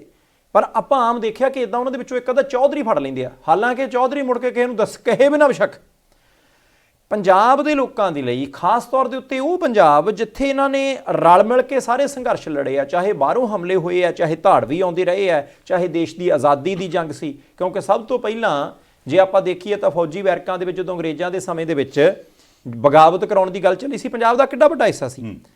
ਤੁਸੀਂ ਦੇਖੋ ਕਿ ਕਿੰਨੇ ਪੰਜਾਬ ਦੇ ਮਜ਼ਦੂਰ ਕਾਰਖਾਨਿਆਂ 'ਚ ਕੰਮ ਕਰਦੇ ਆ। ਕਦੇ ਇੱਕ ਵੀ ਸਿਆਸੀ ਪਾਰਟੀ ਨੇ ਇਸ ਚੋਣ ਪ੍ਰਚਾਰ ਦੇ ਵਿੱਚ ਆਖਿਆ ਕਿ ਉਹਨਾਂ ਦੇ ਕੰਮ ਕਰਨ ਦੇ ਹਾਲਾਤ ਸੁਧਾਰਾਂਗੇ? ਕਦੇ ਕਿਸੇ ਨੇ ਕਿਹਾ ਕਿ ਭਾਈ ਜਿੱਥੇ ਤੁਹਾਨੂੰ ਦਸਤਾਨੇ ਪਾ ਕੇ, ਗਲਵਜ਼ ਪਾ ਕੇ ਕੰਮ ਕਰਨ ਦੀ ਲੋੜ ਹੈ, ਅਸੀਂ ਉਧਰਲੇ ਪਾਸੇ ਧਿਆਨ ਦੇਵਾਂਗੇ? ਕਦੇ ਕਿਸੇ ਨੇ ਕਿਹਾ ਕਿ ਅਸੀਂ ਉੱਥੇ ਦੇਖਾਂਗੇ ਕਿ ਭਾਈ ਜਿੱਥੇ ਤੁਹਾਨੂੰ ਮਾਸਕ ਪਾ ਕੇ ਕੰਮ ਕਰਨ ਦੀ ਲੋੜ ਹੈ, ਤੁਹਾਨੂੰ ਲੋਹ ਟੋਪ ਪਾ ਕੇ ਕੰਮ ਕਰਨ ਦੀ ਲੋੜ ਹੈ, ਜਾਂ ਸਟੀਲ ਵਾਲੇ ਜਿਹੜੇ ਟੋਹ ਵਾਲੇ ਬੂਟ ਨੇ, ਜਾਂ ਤੁਹਾਨੂੰ ਉਹ ਪਾ ਕੇ ਕੰਮ ਕਰਨ ਦੀ ਲੋੜ ਹੈ, ਕੋਈ ਚੀਜ਼ ਡਿੱਗੇ ਤਾਂ ਤੁਹਾਡਾ ਪੈਰ ਜ਼ਖਮੀ ਨਾ ਹੋਵੇ? ਇੱਕ ਵੀ ਸਿਆਸੀ ਪਾਰਟੀ ਨੇ, ਮੈਂ ਉਡੀਕਦਾ ਰਿਹਾ ਕਿ ਕਿਤੇ ਤਾਂ ਉਹਨਾਂ ਲੋਕਾਂ ਦੀ ਗੱਲ ਹੋਵੇ ਕਿ ਭਾਈ ਠੀਕ ਹੈ, ਤੁਸੀਂ ਸਵੇਰੇ ਸਾਈਕਲ ਚੱਕਦੇ ਹੋ, ਨਾਲ ਆਪਣਾ ਡੱਬਾ ਬੰਨ੍ਹਦੇ ਹੋ, ਤੁਸੀਂ ਫੈਕਟਰੀ ਦੇ ਵਿੱਚ, ਕਾਰਖਾਨੇ ਦੇ ਵਿੱਚ ਕੰਮ ਕਰਨ ਜਾਂਦੇ ਹੋ, ਕੀ ਕੰਮ ਦੇ ਹਾਲਾਤ ਚੰਗੇ ਨੇ? ਕੀ ਤੁਹਾਨੂੰ ਰੋਟੀ ਖਾਣ ਨੂੰ ਉੱਥੇ ਥਾਂ ਹੈਗਾ? ਪੀਣ ਨੂੰ ਸਾਫ਼ ਪਾਣੀ ਹੈਗਾ? ਕੀ ਤੁਹਾਨੂੰ 8 ਘੰਟਿਆਂ ਦੇ ਠੀਕ ਪੈਸੇ ਮਿਲਦੇ ਆ? ਜੇ ਓਵਰ ਟਾਈਮ ਕਰਦੇ ਹੋ ਤਾਂ ਡਬਲ ਪੈਸੇ ਮਿਲਦੇ ਆ? ਯਾਨੀ ਮਾੜਾ ਮੋਟਾ ਤਾਂ ਕੋਈ ਉਹਨਾਂ ਦਾ ਹਿਸਾਬ ਲੈਂਦਾ। ਇੱਕ ਵੀ ਸਿਆਸੀ ਪਾਰਟੀ ਨੇ ਇਹ ਗੱਲ ਆਖੀ ਨਹੀਂ, ਕਿਉਂਕਿ ਕੰਮ ਦੇਣਾ ਇੱਕ ਵੱਖਰੀ ਗੱਲ ਹੈ, ਕੰਮ ਦੇ ਹਾਲਾਤਾਂ ਦੇ ਵਿੱਚ ਸੁਧਾਰ ਕਰਨਾ ਇੱਕ ਵੱਖਰੀ ਗੱਲ ਹੈ। ਉਧਰਲੇ ਪਾਸੇ ਨੂੰ ਕੋਈ ਬੋਲਿਆ ਹੀ ਨਹੀਂ। ਇੱਕ ਜਿਹੜੇ ਸਾਡੇ ਅੰਗਹੀਣ ਨੇ, ਚੰਨੀ ਸਾਹਿਬ ਦੇ ਘਰ ਦੇ ਮੂਹਰੇ ਕਈ ਹਫ਼ਤੇ ਲਗਾਤਾਰ ਧਰਨਾ ਲਾ ਕੇ ਰੱਖਿਆ। ਮੁੱਖ ਮੰਤਰੀ ਸੀ, ਉਹਨਾਂ ਦੇ ਘਰ ਮੂਹਰੇ ਲਾਉਣਾ ਸੀ, ਥੋੜੇ ਦਿਨ ਹੀ ਭਾਵੇਂ ਰਹੇ, ਉਹਨਾਂ ਨੂੰ ਗੋਦ ਵੀ ਲੈ ਲਿਆ ਸੀ। ਸਾਰੀ ਇਲੈਕਸ਼ਨ ਦੇ ਵਿੱਚ ਉਹਨਾਂ ਦਾ ਨਾਂ ਹੀ ਨਹੀਂ ਕੋਈ ਲੈਂਦਾ। ਉਹ ਸਭ ਤੋਂ ਵੱਧ ਸੰਤਾਪ ਦੇ ਮਾਰੇ ਹੋ ਆ। ਉਹਨਾਂ ਨੇ ਜੇ ਬੱਸ ਦੇ ਉੱਤੇ ਵੀ ਚੜ੍ਹਨਾ, ਇਹ ਕਿਹੜਾ ਕੈਨੇਡਾ ਅਮਰੀਕਾ ਕਿ ਬੱਸ ਉਹ ਥੋੜ੍ਹੀ ਜਿਹੀ ਥੱਲੇ ਨੂੰ ਲੈ ਆਉਂਦੇ ਆ, ਉਹਦੇ ਵਿੱਚ ਉਹਨਾਂ ਦੇ ਵੀਲ ਚੇਅਰ ਚੜ੍ਹ ਜਾਂਦੀ ਹੈ। ਉਹਨਾਂ ਨੇ ਤਾਂ ਤੁਰ ਕੇ ਹੀ ਜਾ ਕੇ ਬੱਸ ਫੜਨੀ ਆ, ਬੱਸਾਂ ਦੇ ਵਿੱਚ ਧੱਕੇ ਪੈਣੇ ਆ। ਸਰਕਾਰੀ ਦਫ਼ਤਰ 5ਵੀਂ ਮੰਜ਼ਿਲ ਦੇ ਉੱਤੇ ਲਿਫਟ ਹੈ ਕੋਈ ਨਹੀਂ, ਚੜ੍ਹਨਾ ਕਿੱਦਾਂ? ਉਹਨਾਂ ਦੇ ਲਈ ਤਾਂ ਕੋਈ ਮੌਕਾ ਹੀ ਨਹੀਂ। ਸੰਧਾਲੀਆ ਸਾਹਿਬ ਆਮ ਬੰਦੇ ਤੋਂ ਬਹੁਤ ਜ਼ਿਆਦਾ ਸੰਕਟ ਦੇ ਵਿੱਚ ਨੇ, ਪਰ ਉਹਨਾਂ ਦੀ ਗੱਲ ਨਹੀਂ ਕੀਤੀ, ਕਿਉਂਕਿ ਉਹਨਾਂ ਦੇ ਵਿੱਚੋਂ ਅੱਧਿਆਂ ਨੂੰ ਤਾਂ ਵੋਟ ਪਾਉਣ ਕਿਸੇ ਨੇ ਲਿਆਉਣਾ ਹੀ ਨਹੀਂ, ਉਹ ਆ ਹੀ ਨਹੀਂ ਸਕਣਗੇ। ਜੇ ਕਿਸੇ ਨੇ ਆਉਣਾ ਤਾਂ ਉਹਨੇ ਗੱਡੀ 'ਚ ਬਿਠਾ ਕੇ ਲਿਆਉਣਾ, ਕਹਿਣਾ ਯਾਰ ਸਾਨੂੰ ਪਾ ਦੇਈਂ। ਇੱਦਾਂ ਗੱਲ ਥੋੜ੍ਹਾ ਆ। ਪੰਜਾਬ ਦੇ ਵਿੱਚ ਜਿਹੜੇ ਬੰਦੇ ਸਭ ਤੋਂ ਵੱਧ ਸੰਕਟ ਦਾ ਸ਼ਿਕਾਰ ਹੈ, ਜੇ ਸਾਡੇ ਪਾਰਟੀਆਂ ਦੇ ਇਲੈਕਸ਼ਨ ਮੈਨੀਫੈਸਟੋ ਦੇ ਵਿੱਚੋਂ ਮਨਫੀ ਨੇ, ਤੇ ਇਹਦਾ ਮਤਲਬ ਹੈ ਕਿ ਕੁਰਸੀ ਦੀਦੀ ਹੈ, ਸੱਤਾ ਦੀਦੀ ਹੈ, ਮੰਤਰੀ ਪਦ ਦੀਦਾ ਹੈ, ਮੁੱਖ ਮੰਤਰੀ ਦੀ ਕੁਰਸੀ ਦੀਦੀ ਹੈ, ਆਮ ਬੰਦਾ ਨਜ਼ਰ ਨਹੀਂ ਆਉਂਦਾ। ਪੰਜਾਬੀਆਂ ਨੂੰ ਇਹ ਸਾਰੀਆਂ ਚੀਜ਼ਾਂ ਸਨਮੁਖ ਰੱਖ ਕੇ ਵੋਟਾਂ ਪਾਉਣੀਆਂ ਪੈਣਗੀਆਂ। ਪਾਉਣ ਤਾਂ ਚੰਗੀ ਗੱਲ ਹੈ ਨਾ, ਪਰ ਮੁਸ਼ਕਲ ਇਹ ਆ ਵੀ ਆਪਾਂ ਚੇਤਾ ਭੁਲਾ ਲੈਨੇ, ਪਰ ਐਤਕੀ ਆਸ ਹੈਗੀ ਆ ਵੀ ਨਹੀਂ, ਚੇਤਾ ਕੱਲੀ ਕੱਲੀ ਚੀਜ਼ ਦਾ ਰੱਖਿਆ ਜਾਊ। ਕਿਉਂਕਿ ਫਰਕ ਇਹ ਆ, ਪਹਿਲਾਂ ਹੁੰਦਾ ਸੀ ਇਕੱਲੀ ਵੋਟ ਪਾਉਣੀ, ਹੁਣ ਗੱਲ ਹੈ ਵੀ 5 ਸਾਲ ਕਿੱਦਾਂ ਲੰਘਣੇ ਲੰਘਾਉਣੇ ਉਹਦਾ ਫੈਸਲਾ ਕਰ। ਬਸ ਉਹ 5 ਸਾਲ ਦਿਮਾਗ 'ਚ ਰਹਿ ਗਏ ਤੇ ਫਿਰ ਵੋਟ ਸਹੀ ਥਾਂ 'ਤੇ ਪੈ ਜੂਗੀ। ਜੇ ਆਪਾਂ ਮੋਟੀ ਮੋਟੀ ਜਿਹੀ ਝਾਤੀ ਮਾਰੀਏ ਅਲੱਗ-ਅਲੱਗ ਪੋਲੀਟੀਕਲ ਪਾਰਟੀਆਂ ਵਾਲੇ ਪਾਸੇ, ਅਕਾਲੀ ਦਲ ਤੇ ਬਸਪਾ ਗੱਠਜੋੜ ਦੀ ਆਪਾਂ ਗੱਲ ਕਰ ਲਈ। ਪਹਿਲੀ ਗੱਲ ਤੇ ਵੀ ਇਹ ਕਾਫੀ ਦਹਾਕਿਆਂ ਬਾਅਦ ਫਿਰ ਤੋਂ ਉਹੀ ਗੱਠਜੋੜ ਪੰਜਾਬ ਦੇ ਵਿੱਚ ਨਜ਼ਰ ਆਇਆ। ਫਰਕ ਇਸ ਵਾਰ ਇਹ ਆ ਵੀ ਲੀਡਰਸ਼ਿਪ ਅਕਾਲੀ ਦਲ ਦੀ ਬਦਲ ਗਈ। ਬਾਦਲ ਸਾਹਿਬ ਲਗਭਗ ਆਪਣੇ ਹਲਕੇ ਤੱਕ ਸੀਮਤ ਨੇ, ਪੂਰੇ ਪੰਜਾਬ 'ਚੋਂ ਗਏ ਹੀ ਨਹੀਂ, ਤੇ ਆਹ ਵਾਲੀਆਂ ਚੋਣਾਂ ਵੀਰ ਸੁਖਬੀਰ ਦੇ ਗੀਤ ਦੇ ਨਾਲ ਲੜੀਆਂ ਜਾ ਰਹੀਆਂ। ਬਿਲਕੁਲ ਸੰਧਾਲੀਆ ਸਾਹਿਬ, ਤੇ ਆਪਾਂ 2-2 4-4 ਮਿੰਟ ਹਰ ਇੱਕ ਸਿਆਸੀ ਪਾਰਟੀ ਦੀ ਗੱਲ ਇਸ ਕਰਕੇ ਕਰਨ ਲੱਗੇ ਹਾਂ ਕਿ ਚੋਣਾਂ ਦਾ ਬਿਗਲ ਵੱਜਣ ਤੋਂ ਲੈ ਕੇ ਹੁਣ ਤੱਕ ਫਰਕ ਕੀ ਆਇਆ, ਕੌਣ ਕਿੱਥੇ ਖੜਾ। ਦੇਖੋ, ਪਹਿਲੀ ਗੱਲ ਇਹ ਆ ਕਿ ਅਕਾਲੀ ਦਲ ਦੇ ਲਈ ਇਹ ਬਹੁਤ ਜ਼ਿਆਦਾ ਅਹਿਮ ਚੋਣਾਂ ਨੇ। ਬਹੁਤ ਸਾਰੇ ਲੋਕ ਇਹ ਸੋਚਦੇ ਸੀ ਕਿ ਸੁਖਬੀਰ ਸਿੰਘ ਬਾਦਲ ਪਾਰਟੀ ਸਾਂਭ ਲੈਣਗੇ। ਇਹ ਪਹਿਲੀ ਚੋਣ ਹੈ ਜਿਹੜੀ ਬਿਲਕੁਲ 100% ਉਹਨਾਂ ਦੀ ਅਗਵਾਈ 'ਚ ਲੜੀ ਜਾ ਰਹੀ ਹੈ। ਹਰ ਉਮੀਦਵਾਰ ਉਹਨਾਂ ਨੇ ਆਪ ਐਲਾਨ ਕੀਤਾ ਹੈ, ਤੇ ਕਦੇ ਵੀ ਇੰਨੇ ਜ਼ਿਆਦਾ ਬੰਦੇ ਬਾਹਰੋਂ ਲਿਆ ਕੇ ਅੱਜ ਤੱਕ ਅਕਾਲੀ ਦਲ ਨੇ ਟਿਕਟਾਂ ਨਹੀਂ ਦਿੱਤੀਆਂ ਜਿੰਨੀਆਂ ਐਤਕੀ ਦਿੱਤੀਆਂ। ਰਾਤੋਂ ਰਾਤ ਬੰਦੇ ਲਿਆ ਕੇ ਟਿਕਟਾਂ, ਤੇ ਐਕਸਪੈਰੀਮੈਂਟ ਹੈ, ਪੋਲੀਟੀਕਲ ਤਜਰਬਾ ਹੈ, ਤੇ ਕਦੇ ਵੀ ਅਕਾਲੀ ਦਲ ਨੂੰ ਛੱਡ ਕੇ ਇੰਨੇ ਬੰਦੇ ਨਹੀਂ ਗਏ। ਯਾਨੀ ਦੋਨੋਂ ਚੀਜ਼ਾਂ ਹੀ ਹੋਈਆਂ, ਜੇ ਬੰਦੇ ਆਏ ਨੇ ਤਾਂ ਬੰਦੇ ਗਏ ਵੀ ਨੇ। ਤੇ ਅਕਾਲੀ ਦਲ ਦੇ ਲਈ ਇਹ ਚੋਣਾਂ ਇਸ ਕਰਕੇ ਵੀ ਅਹਿਮ ਹੈ ਕਿਉਂਕਿ ਪਹਿਲਾਂ ਸ਼ਹਿਰਾਂ ਦੇ ਵਿੱਚੋਂ ਭਾਰਤੀ ਜਨਤਾ ਪਾਰਟੀ ਦਾ ਵੋਟ ਬੈਂਕ ਹੁੰਦਾ ਸੀ ਪਿੰਡਾਂ 'ਚੋਂ ਅਕਾਲੀਆਂ ਦਾ, ਤੇ ਰਲ ਮਿਲ ਕੇ ਕੰਮ ਚਲਾ ਲੈਂਦੇ ਸੀ। 9 ਮਾਸ ਦਾ ਰਿਸ਼ਤਾ ਸੀ, ਸਮਾਜਿਕ ਏਕਤਾ ਦਾ ਪ੍ਰਤੀਕ ਸੀ। ਐਤਕੀ ਭਾਜਪਾ ਛੱਡ ਕੇ ਚਲੀ ਗਈ, ਬਹੁਜਨ ਸਮਾਜ ਪਾਰਟੀ ਨਾਲ ਗੱਠਜੋੜ ਕਰ ਲਿਆ। ਹੁਣ ਬਹੁਜਨ ਸਮਾਜ ਪਾਰਟੀ ਦਾ ਬਹੁਤਾ ਆਧਾਰ ਵੀ ਦੁਆਬੇ ਤੇ ਖਾਸ ਤੌਰ ਦੇ ਉੱਤੇ ਪਿੰਡਾਂ ਦੇ ਵਿੱਚ ਹੈ। ਮੈਂ ਨਹੀਂ ਕਹਿੰਦਾ ਸ਼ਹਿਰਾਂ 'ਚ ਹੈ ਨਹੀਂ, ਪਰ ਹੁਣ ਸ਼ਹਿਰੀ ਖੇਤਰ ਦੇ ਵਿੱਚ ਅਕਾਲੀ ਦਲ ਦਾ ਪ੍ਰਦਰਸ਼ਨ ਕੀ ਰਹੂਗਾ? ਖਾਸ ਤੌਰ ਦੇ ਉੱਤੇ ਖੇਤੀ ਕਾਨੂੰਨਾਂ ਦੇ ਮੁੱਦੇ ਤੇ ਸ਼ੁਰੂਆਤੀ ਦੌਰ ਦੇ ਵਿੱਚ ਜਿਹੜਾ ਗੁੱਸਾ ਸੀ ਕਿ ਉਹਨੂੰ ਸ਼ਾਂਤ ਕਰਨ ਦੇ ਵਿੱਚ ਕਾਮਯਾਬ ਹੋ ਗਏ ਆ। ਇਹਦੇ ਤੋਂ ਇਲਾਵਾ ਅਕਾਲੀ ਦਲ ਦੇਖੋ ਆਪਣੇ ਵਰਕਰਾਂ ਨੂੰ ਸਰਗਰਮ ਕਰਨ 'ਚ ਕਾਮਯਾਬ ਰਿਹਾ, ਇਹਦੇ ਵਿੱਚ ਕੋਈ ਦੋ ਰਾਏ ਨਹੀਂ। ਸਭ ਤੋਂ ਵੱਧ ਰੈਲੀਆਂ ਉਹਨਾਂ ਦੀਆਂ ਨੇ। ਹੁਣ ਵਰਕਰ ਤਾਂ ਸਰਗਰਮ ਹੋ ਗਿਆ, ਕਿ ਵਰਕਰ ਵੋਟਰ ਨੂੰ ਆਪਣੇ ਹੱਕ 'ਚ ਕੰਮ ਕਰਨ ਦੇ ਵਿੱਚ ਕਾਮਯਾਬ ਹੋਇਆ ਕਿ ਨਹੀਂ ਹੋਇਆ, ਇਹ ਬਹੁਤ ਵੱਡੀ ਚੁਣੌਤੀ ਹੈ। ਕਿਉਂਕਿ ਜੇ ਅਕਾਲੀ ਦਲ 2017 ਜਿਹੜਾ ਤੀਸਰੇ ਨੰਬਰ ਤੇ ਸੀ, ਜੇ ਉਹ 2012 ਵਾਲੀ ਸਥਿਤੀ ਦੁਬਾਰਾ ਹਾਸਲ ਨਹੀਂ ਕਰਦਾ ਤਾਂ ਆਉਣ ਵਾਲੇ 5 ਸਾਲ ਕੱਢਣੇ ਜਿਹੜੇ ਆ ਉਹ ਬਹੁਤ ਜ਼ਿਆਦਾ ਔਖੇ ਹੋ ਜਾਣਗੇ। ਤੁਸੀਂ ਦੇਖਿਆ ਹੋਣਾ ਸੁਖਬੀਰ ਸਿੰਘ ਬਾਦਲ ਸਾਹਿਬ, ਬੀਬੀ ਬਾਦਲ ਤੇ ਬਿਕਰਮ ਸਿੰਘ ਮਜੀਠੀਆ, 3 ਹੀ ਬੰਦੇ ਸੀ ਜਿਹੜੇ ਸਾਰੇ ਪੰਜਾਬ ਦੇ ਵਿੱਚ ਘੁੰਮਦੇ ਸੀ। ਕੋਈ ਸਮਾਂ ਹੁੰਦਾ ਸੀ ਢੀਂਡਸਾ ਸਾਹਿਬ, ਭੂੰਦੜ ਸਾਹਿਬ, ਸੇਖਵਾਂ ਸਾਹਿਬ, ਕਿੰਨੇ ਸਾਹਿਬ ਹੁੰਦੇ ਸੀ, ਤਲਵੰਡੀ ਸਾਹਿਬ, ਟੌੜਾ ਸਾਹਿਬ, ਜਿਹੜੇ ਕਿ ਵੱਖ-ਵੱਖ ਥਾਵਾਂ ਤੇ ਪ੍ਰਚਾਰ ਕਰਦੇ ਸੀ। ਪਰ ਐਤਕੀ ਵੱਡੀ ਲੀਡਰਸ਼ਿਪ ਦਾ ਦਾਇਰਾ ਸਿਮਟਿਆ, ਪਰ 5 ਕੋਣਾ ਮੁਕਾਬਲਾ ਹੋਣ ਕਰਕੇ ਕੋਈ ਪਤਾ ਨਹੀਂ ਕਾਰਗੁਜ਼ਾਰੀ ਕਿੱਦਾਂ ਦੀ ਰਹੇਗੀ। ਨਹੀਂ, ਫਰਕ ਹੈਗਾ। ਦੇਖੋ ਹੁਣ ਤੱਕ ਮੇਰੇ ਖਿਆਲ ਨਾਲ ਜੇ 17 ਦੇ ਆਪਾਂ ਨਤੀਜਿਆਂ ਦੀ ਗੱਲ ਕਰੀਏ ਤੇ ਪਹਿਲੀ ਵਾਰ ਹੀ ਹੋਇਆ ਵੀ ਭਾਈ ਸਾਹਿਬ ਆਹ ਹਾਲਾਤ ਆਏ ਸੀਗੇ ਅਕਾਲੀ ਦਲ ਦੇ, ਉਹ ਵੀ ਉਦੋਂ ਜਦੋਂ 10 ਸਾਲ ਲਗਾਤਾਰ ਰਾਜ ਕੀਤਾ ਹੋਵੇ। ਫਿਰ ਵੀ ਚਲੋ ਮੁੱਖ ਵਿਰੋਧੀ ਧਿਰ ਤਾਂ ਬਣਦੀ ਹੈ ਨਾ, ਉਹ ਵੀ ਨਹੀਂ ਬਣੀਆਂ ਅਕਾਲੀ ਦਲ। ਦੂਜੀ ਗੱਲ ਇਹ ਆ ਵੀ ਐਤਕੀ ਤੁਸੀਂ ਦੇਖੋ ਵੀ ਜੇ 17 ਤੋਂ ਬਾਅਦ 19 ਵਾਲੀਆਂ ਇਲੈਕਸ਼ਨਾਂ, ਤਾਂ ਵੀ ਅਕਾਲੀ ਦਲ ਦੇ ਪੱਲੇ ਬਸ ਉਹੀ 2 ਸੀਟਾਂ ਸੀ ਐਮਪੀ ਵਾਲੀਆਂ, ਤੇ ਉਹ ਵੀ ਪਰਿਵਾਰ ਦੇ ਵਿੱਚੋਂ। ਜੀ ਰਹੀ ਗੱਲ ਮਜੀਠੀਆ ਸਾਹਿਬ ਦੀ, ਉਹਨਾਂ ਨੂੰ ਅੰਮ੍ਰਿਤਸਰ ਪੂਰਬੀ ਵਸਾ ਲਿਆ, ਉਹ ਉੱਥੋਂ ਗਲੀ ਗਲੀ ਤੁਰੇ ਫਿਰਦੇ ਨੇ ਵੋਟਾਂ ਮੰਗਦੇ। ਬਹੁਤਾ ਕਰਕੇ ਜਾਂ ਹਰਸਿਮਰਤ ਬਾਦਲ ਹੋਰੀ ਜਾਂ ਸੁਖਬੀਰ ਬਾਦਲ ਸਾਹਿਬ, ਉਹਨਾਂ ਨੇ ਗੇੜੇ ਤੇ ਗੇੜਾ ਰੱਖਿਆ। ਹੁਣ ਗੱਲ ਇਹ ਆ ਵੀ ਉਹ 2017 ਦੇ ਵਿੱਚ ਜਿਹੜੀਆਂ ਤੋਹਮਤਾਂ ਲੱਗ ਗਈਆਂ ਸੀ, ਉਹਨਾਂ ਤੋਹਮਤਾਂ ਨੂੰ ਧੋਣ 'ਚ ਕਾਮਯਾਬ ਹੋਏ ਕਿ ਨਹੀਂ ਹੋਏ ਲੋਕਾਂ ਦੇ ਮਨਾਂ 'ਚ, ਉਹਨੇ ਫੈਸਲਾ ਕਰਨਾ ਵੀ ਭਾਈ ਸਾਹਿਬ ਹੁਣ ਕੱਲ੍ਹ ਨੂੰ ਕੀ ਬਣਦਾ। ਬਿਲਕੁਲ ਸੰਧਾਲੀਆ ਸਾਹਿਬ, ਬਾਕੀ ਬਹੁਤਾ ਕਰਕੇ ਦੁਆਬੇ ਤੇ ਨਿਰਭਰ ਕਰਦੀ ਹੈ ਅਕਾਲੀ ਦਲ ਦੀ ਕਾਰਗੁਜ਼ਾਰੀ, ਕਿਉਂਕਿ ਉੱਥੇ ਬਸਪਾ ਦੇ ਨਾਲ ਗੱਠਜੋੜ ਕਰਕੇ ਉਹਨਾਂ ਨੂੰ ਆਸ ਹੈ 2012 ਵਾਲੀ ਸਥਿਤੀ ਦੁਬਾਰਾ ਹਾਸਲ ਕਰਨ ਦੇ ਲਈ ਜੱਦੋ-ਜਹਿਦ ਹੈ ਅਕਾਲੀ ਦਲ ਦੀ। ਨਤੀਜਾ 10 ਮਾਰਚ ਨੂੰ ਆਉਣਾ। ਹਾਂ, ਗੱਲ ਇਹ ਆ ਵੀ ਜਿਹੜਾ ਇਹ ਗੱਠਜੋੜ ਇਹਨਾਂ ਨੇ ਕਰ ਲਿਆ ਸੀ, ਉਸ ਗੱਠਜੋੜ ਦੇ ਵਿੱਚ ਸੰਨ ਲਾਉਣ ਦੇ ਲਈ ਕਾਂਗਰਸ ਪਾਰਟੀ ਨੇ ਸਕੀਮ ਲਾ ਲਈ, ਚੰਨੀ ਸਾਹਿਬ ਨੂੰ ਸਾਹਮਣੇ ਲੈ ਆਂਦਾ ਜੀ। ਉਹ ਹਾਲਾਂਕਿ ਉਹ ਕਹਿੰਦੇ ਵੀ ਨਹੀਂ ਇਦਾਂ ਦੀ ਗੱਲ ਕੋਈ ਨਹੀਂ ਆ, ਪਰ ਫਿਰ ਜਦੋਂ ਉਹਨੂੰ ਲੱਗਿਆ ਵੀ ਨਹੀਂ ਰੌਲਾ ਪੈਂਦਾ, ਫਿਰ ਉਹ ਕਹਿੰਦੇ ਹਾਂ ਵੇਖਿਆ ਅਸੀਂ ਤੇ ਕੀਤਾ, ਬਾਕੀ ਦੇ ਸਾਰੇ ਗੱਲਾਂ ਕਰਦੇ, ਅਸੀਂ ਆ ਉਹ ਪਾਰਟੀ ਜਿਨ੍ਹਾਂ ਨੇ ਇਸ ਵਰਗ ਨੂੰ ਨੁਮਾਇੰਦਾ ਬਣਾਇਆ। ਤੇ ਆਹ ਦੇਖੋ ਜੀ, ਅਸੀਂ ਤਾਂ ਮੋਹਰੀ ਬਣਾਤਾ। ਬੜਾ ਰੌਲਾ ਪੈਂਦਾ ਸੀ ਵੀ ਸ਼ਾਇਦ ਸਿੱਧੂ ਸਾਹਿਬ ਦਾ ਦਾਅ ਲੱਗ ਜਾਵੇ, ਪਰ ਜਦੋਂ ਆਖਰੀ ਹਫਤੇ ਦੇ ਵਿੱਚ ਵੀ ਜਾ ਕੇ ਚੰਨੀ ਸਾਹਿਬ ਦੇ ਨਾਂ ਦਾ ਨੌਗਾ ਪੈ ਗਿਆ, ਉਸ ਤੋਂ ਬਾਅਦ ਇੱਦਾਂ ਜਾਪਿਆ ਵੀ ਯਾਰ ਜਿਹੜੀ ਚੀਜ਼ ਕਾਂਗਰਸ ਪਾਰਟੀ ਨੇ ਹੁਣੇ ਸ਼ੁਰੂ ਕਰ ਲਈ ਆ, ਇਹ ਸ਼ਾਇਦ ਹੋਰ ਕੁਝ ਕਰੇ ਨਾ ਕਰੇ। ਇੱਕ ਪਾਸੇ ਉਹ ਹੁੰਦਾ ਨਾ ਵੀ ਵਰਗਾਂ ਦੇ ਵਿੱਚ ਤੇ ਵੰਡ ਦੂ ਨਾ, ਵੀ ਆਹ ਵਰਗ ਤੇ ਆਹ ਵਰਗ, ਉਹਦੀ ਹੁਣ ਆਸ ਕਰਦੀ ਹੈ ਕਾਂਗਰਸ ਪਾਰਟੀ। ਬਣਦੀ ਗੱਲ ਕਿ ਨਹੀਂ ਬਣਦੀ, ਟਾਈਮ ਦੱਸੋ। ਨਹੀਂ ਦੇਖੋ, ਇਦਾਂ ਆ, ਕਾਂਗਰਸ ਪਾਰਟੀ ਦੀ ਗੱਲ ਇਧਰਲੇ ਪਾਸਿਓਂ ਤਾਂ ਹੋ ਸਕਦਾ ਕਿ ਉਹਨਾਂ ਨੂੰ ਥੋੜਾ ਬਹੁਤ ਬੈਨੀਫਿਟ ਮਿਲੇ, ਪਰ ਸਵਾਲ ਇਹ ਹੈ ਨਾ ਕਿ ਪਿਛਲੇ 6 ਮਹੀਨਿਆਂ ਦੇ ਵਿੱਚ ਜਿਹੜੇ ਭੁਚਾਲ ਦੇ ਵਿੱਚੋਂ ਕਾਂਗਰਸ ਪਾਰਟੀ ਨਿਕਲੀ ਹੈ, ਇਹਨਾਂ ਦੇ ਉੱਤੇ ਬਾਹਰੋਂ ਕਿਸੇ ਨੂੰ ਭਾਰ ਪਾਉਣ ਦੀ ਲੋੜ ਨਹੀਂ ਸੀ। ਕਾਂਗਰਸ ਪਾਰਟੀ ਆਪਣਾ ਹੀ ਭਾਰ ਨਹੀਂ ਚੱਲ ਰਹੀ। ਤੁਸੀਂ ਕਈ ਵਾਰੀ ਕੋਠੇ ਕੱਚੇ ਹੁੰਦੇ ਸੀ ਨਾ, ਉਹਦੇ ਉੱਤੇ ਜੇ ਲੋੜੋਂ ਵੱਧ ਮਿੱਟੀ ਪਾ ਦਿਓ, ਕਿ ਜਾਣੀ ਕੋਠਾ ਚੋਂਦਾ ਮਿੱਟੀ ਪਾ ਦਿਓ, ਕੋਠਾ ਚੋਂਦਾ ਮਿੱਟੀ ਪਾ ਦਿਓ, ਆਪਣੇ ਭਾਰ ਦੇ ਨਾਲ ਹੀ ਘੇਰੇ ਬਾਲੇ ਥੱਲੇ ਨੂੰ ਆਉਣ ਲੱਗ ਪੈਂਦੇ ਸੀ। ਹੁਣ ਕੈਪਟਨ ਸਾਹਿਬ ਨੂੰ ਲਾਤਾ, ਲੋਕਾਂ ਨੂੰ ਐਂ ਲੱਗਦਾ ਸੀ ਭਾਈ ਲਾਤਾ ਤੇ ਇਹ ਹੁਣ ਉਹਨਾਂ ਦੀਆਂ ਗਲਤੀਆਂ ਤੋਂ ਬਚ ਗਈ। ਪਰ ਇਹ ਨਹੀਂ ਸੀ ਪਤਾ ਕਿ ਚੰਨੀ ਸਾਹਿਬ ਨੂੰ ਜਦੋਂ ਬਣਾਉਣਾ ਤੇ 7-8 ਬੰਦਿਆਂ ਨੇ ਮੂੰਹ ਫੁਲਾ ਲੈਣੇ ਆ। ਉਹਦੇ ਤੋਂ ਬਾਅਦ ਧੜੇਬੰਦੀ ਹੋਰ ਜ਼ਿਆਦਾ ਹੋ ਗਈ। ਫਿਰ ਇੱਕ ਕਰਕੇ ਜਦੋਂ MLA ਛੱਡਣ ਲੱਗ ਪਏ, ਕਦੇ ਸਮਝ ਲਓ ਕਿ ਫਤਿਹ ਬਾਜਵਾ ਸਾਹਿਬ ਚਲੇ ਗਏ, ਹਰਜੋਤ ਕਮਲ ਚਲੇ ਗਏ, ਰਾਣਾ ਸੋਢੀ ਚਲੇ ਗਏ। ਤੁਸੀਂ ਇਹ ਦੇਖੋ ਕਿ ਤਰਸੇਮ ਸਿੰਘ DC ਨੂੰ ਵੀ ਕੱਢ ਦਿੱਤਾ। ਇੱਧਰਲੇ ਪਾਸਿਓਂ ਜੇ ਆਪਾਂ ਸਮਰਾਲੇ ਵਾਲੇ ਅਮਰੀਕ ਸਿੰਘ ਢਿੱਲੋਂ ਹੋਰਾਂ ਦੀ ਗੱਲ ਕਰੀਏ ਤਾਂ ਉਹ ਵੀ ਚਲੇ ਗਏ। ਜਾਣੀ ਇੱਕ ਤੋਂ ਬਾਅਦ ਇੱਕ ਬਹੁਤ ਸਾਰੇ ਨਾਮ ਅਜੇ ਹੋਰ ਨੇ।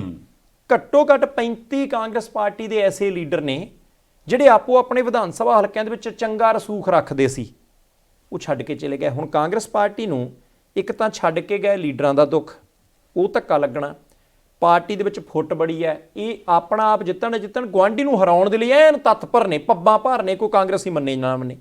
ਤੀਸਰਾ, ਸਰਕਾਰ ਦਾ 5 ਸਾਲ ਦਾ ਹਿਸਾਬ ਦੇਣਾ ਪੈਣਾ, ਉਹ ਬਹੁਤ ਵੱਡਾ ਬੋਝ ਹੈ ਕਿ ਕੀਤਾ ਕੀ, ਲੋਕਾਂ ਦੇ ਨਾਲ ਵਾਅਦੇ ਤਾਂ ਬਹੁਤ ਸਾਰੇ ਕਰ ਦਿੱਤੇ ਸੀ, ਤੇ ਰਹਿੰਦੀ ਹੁੰਦੀ ਕਸਰ ਜਿਹੜੀ ਹੈ ਨਾ, ਉਹ ਕੈਪਟਨ ਸਾਹਿਬ ਨੇ 27-28 ਉਮੀਦਵਾਰ ਖੜੇ ਕਰਕੇ ਕਰਤੀ ਹੈ।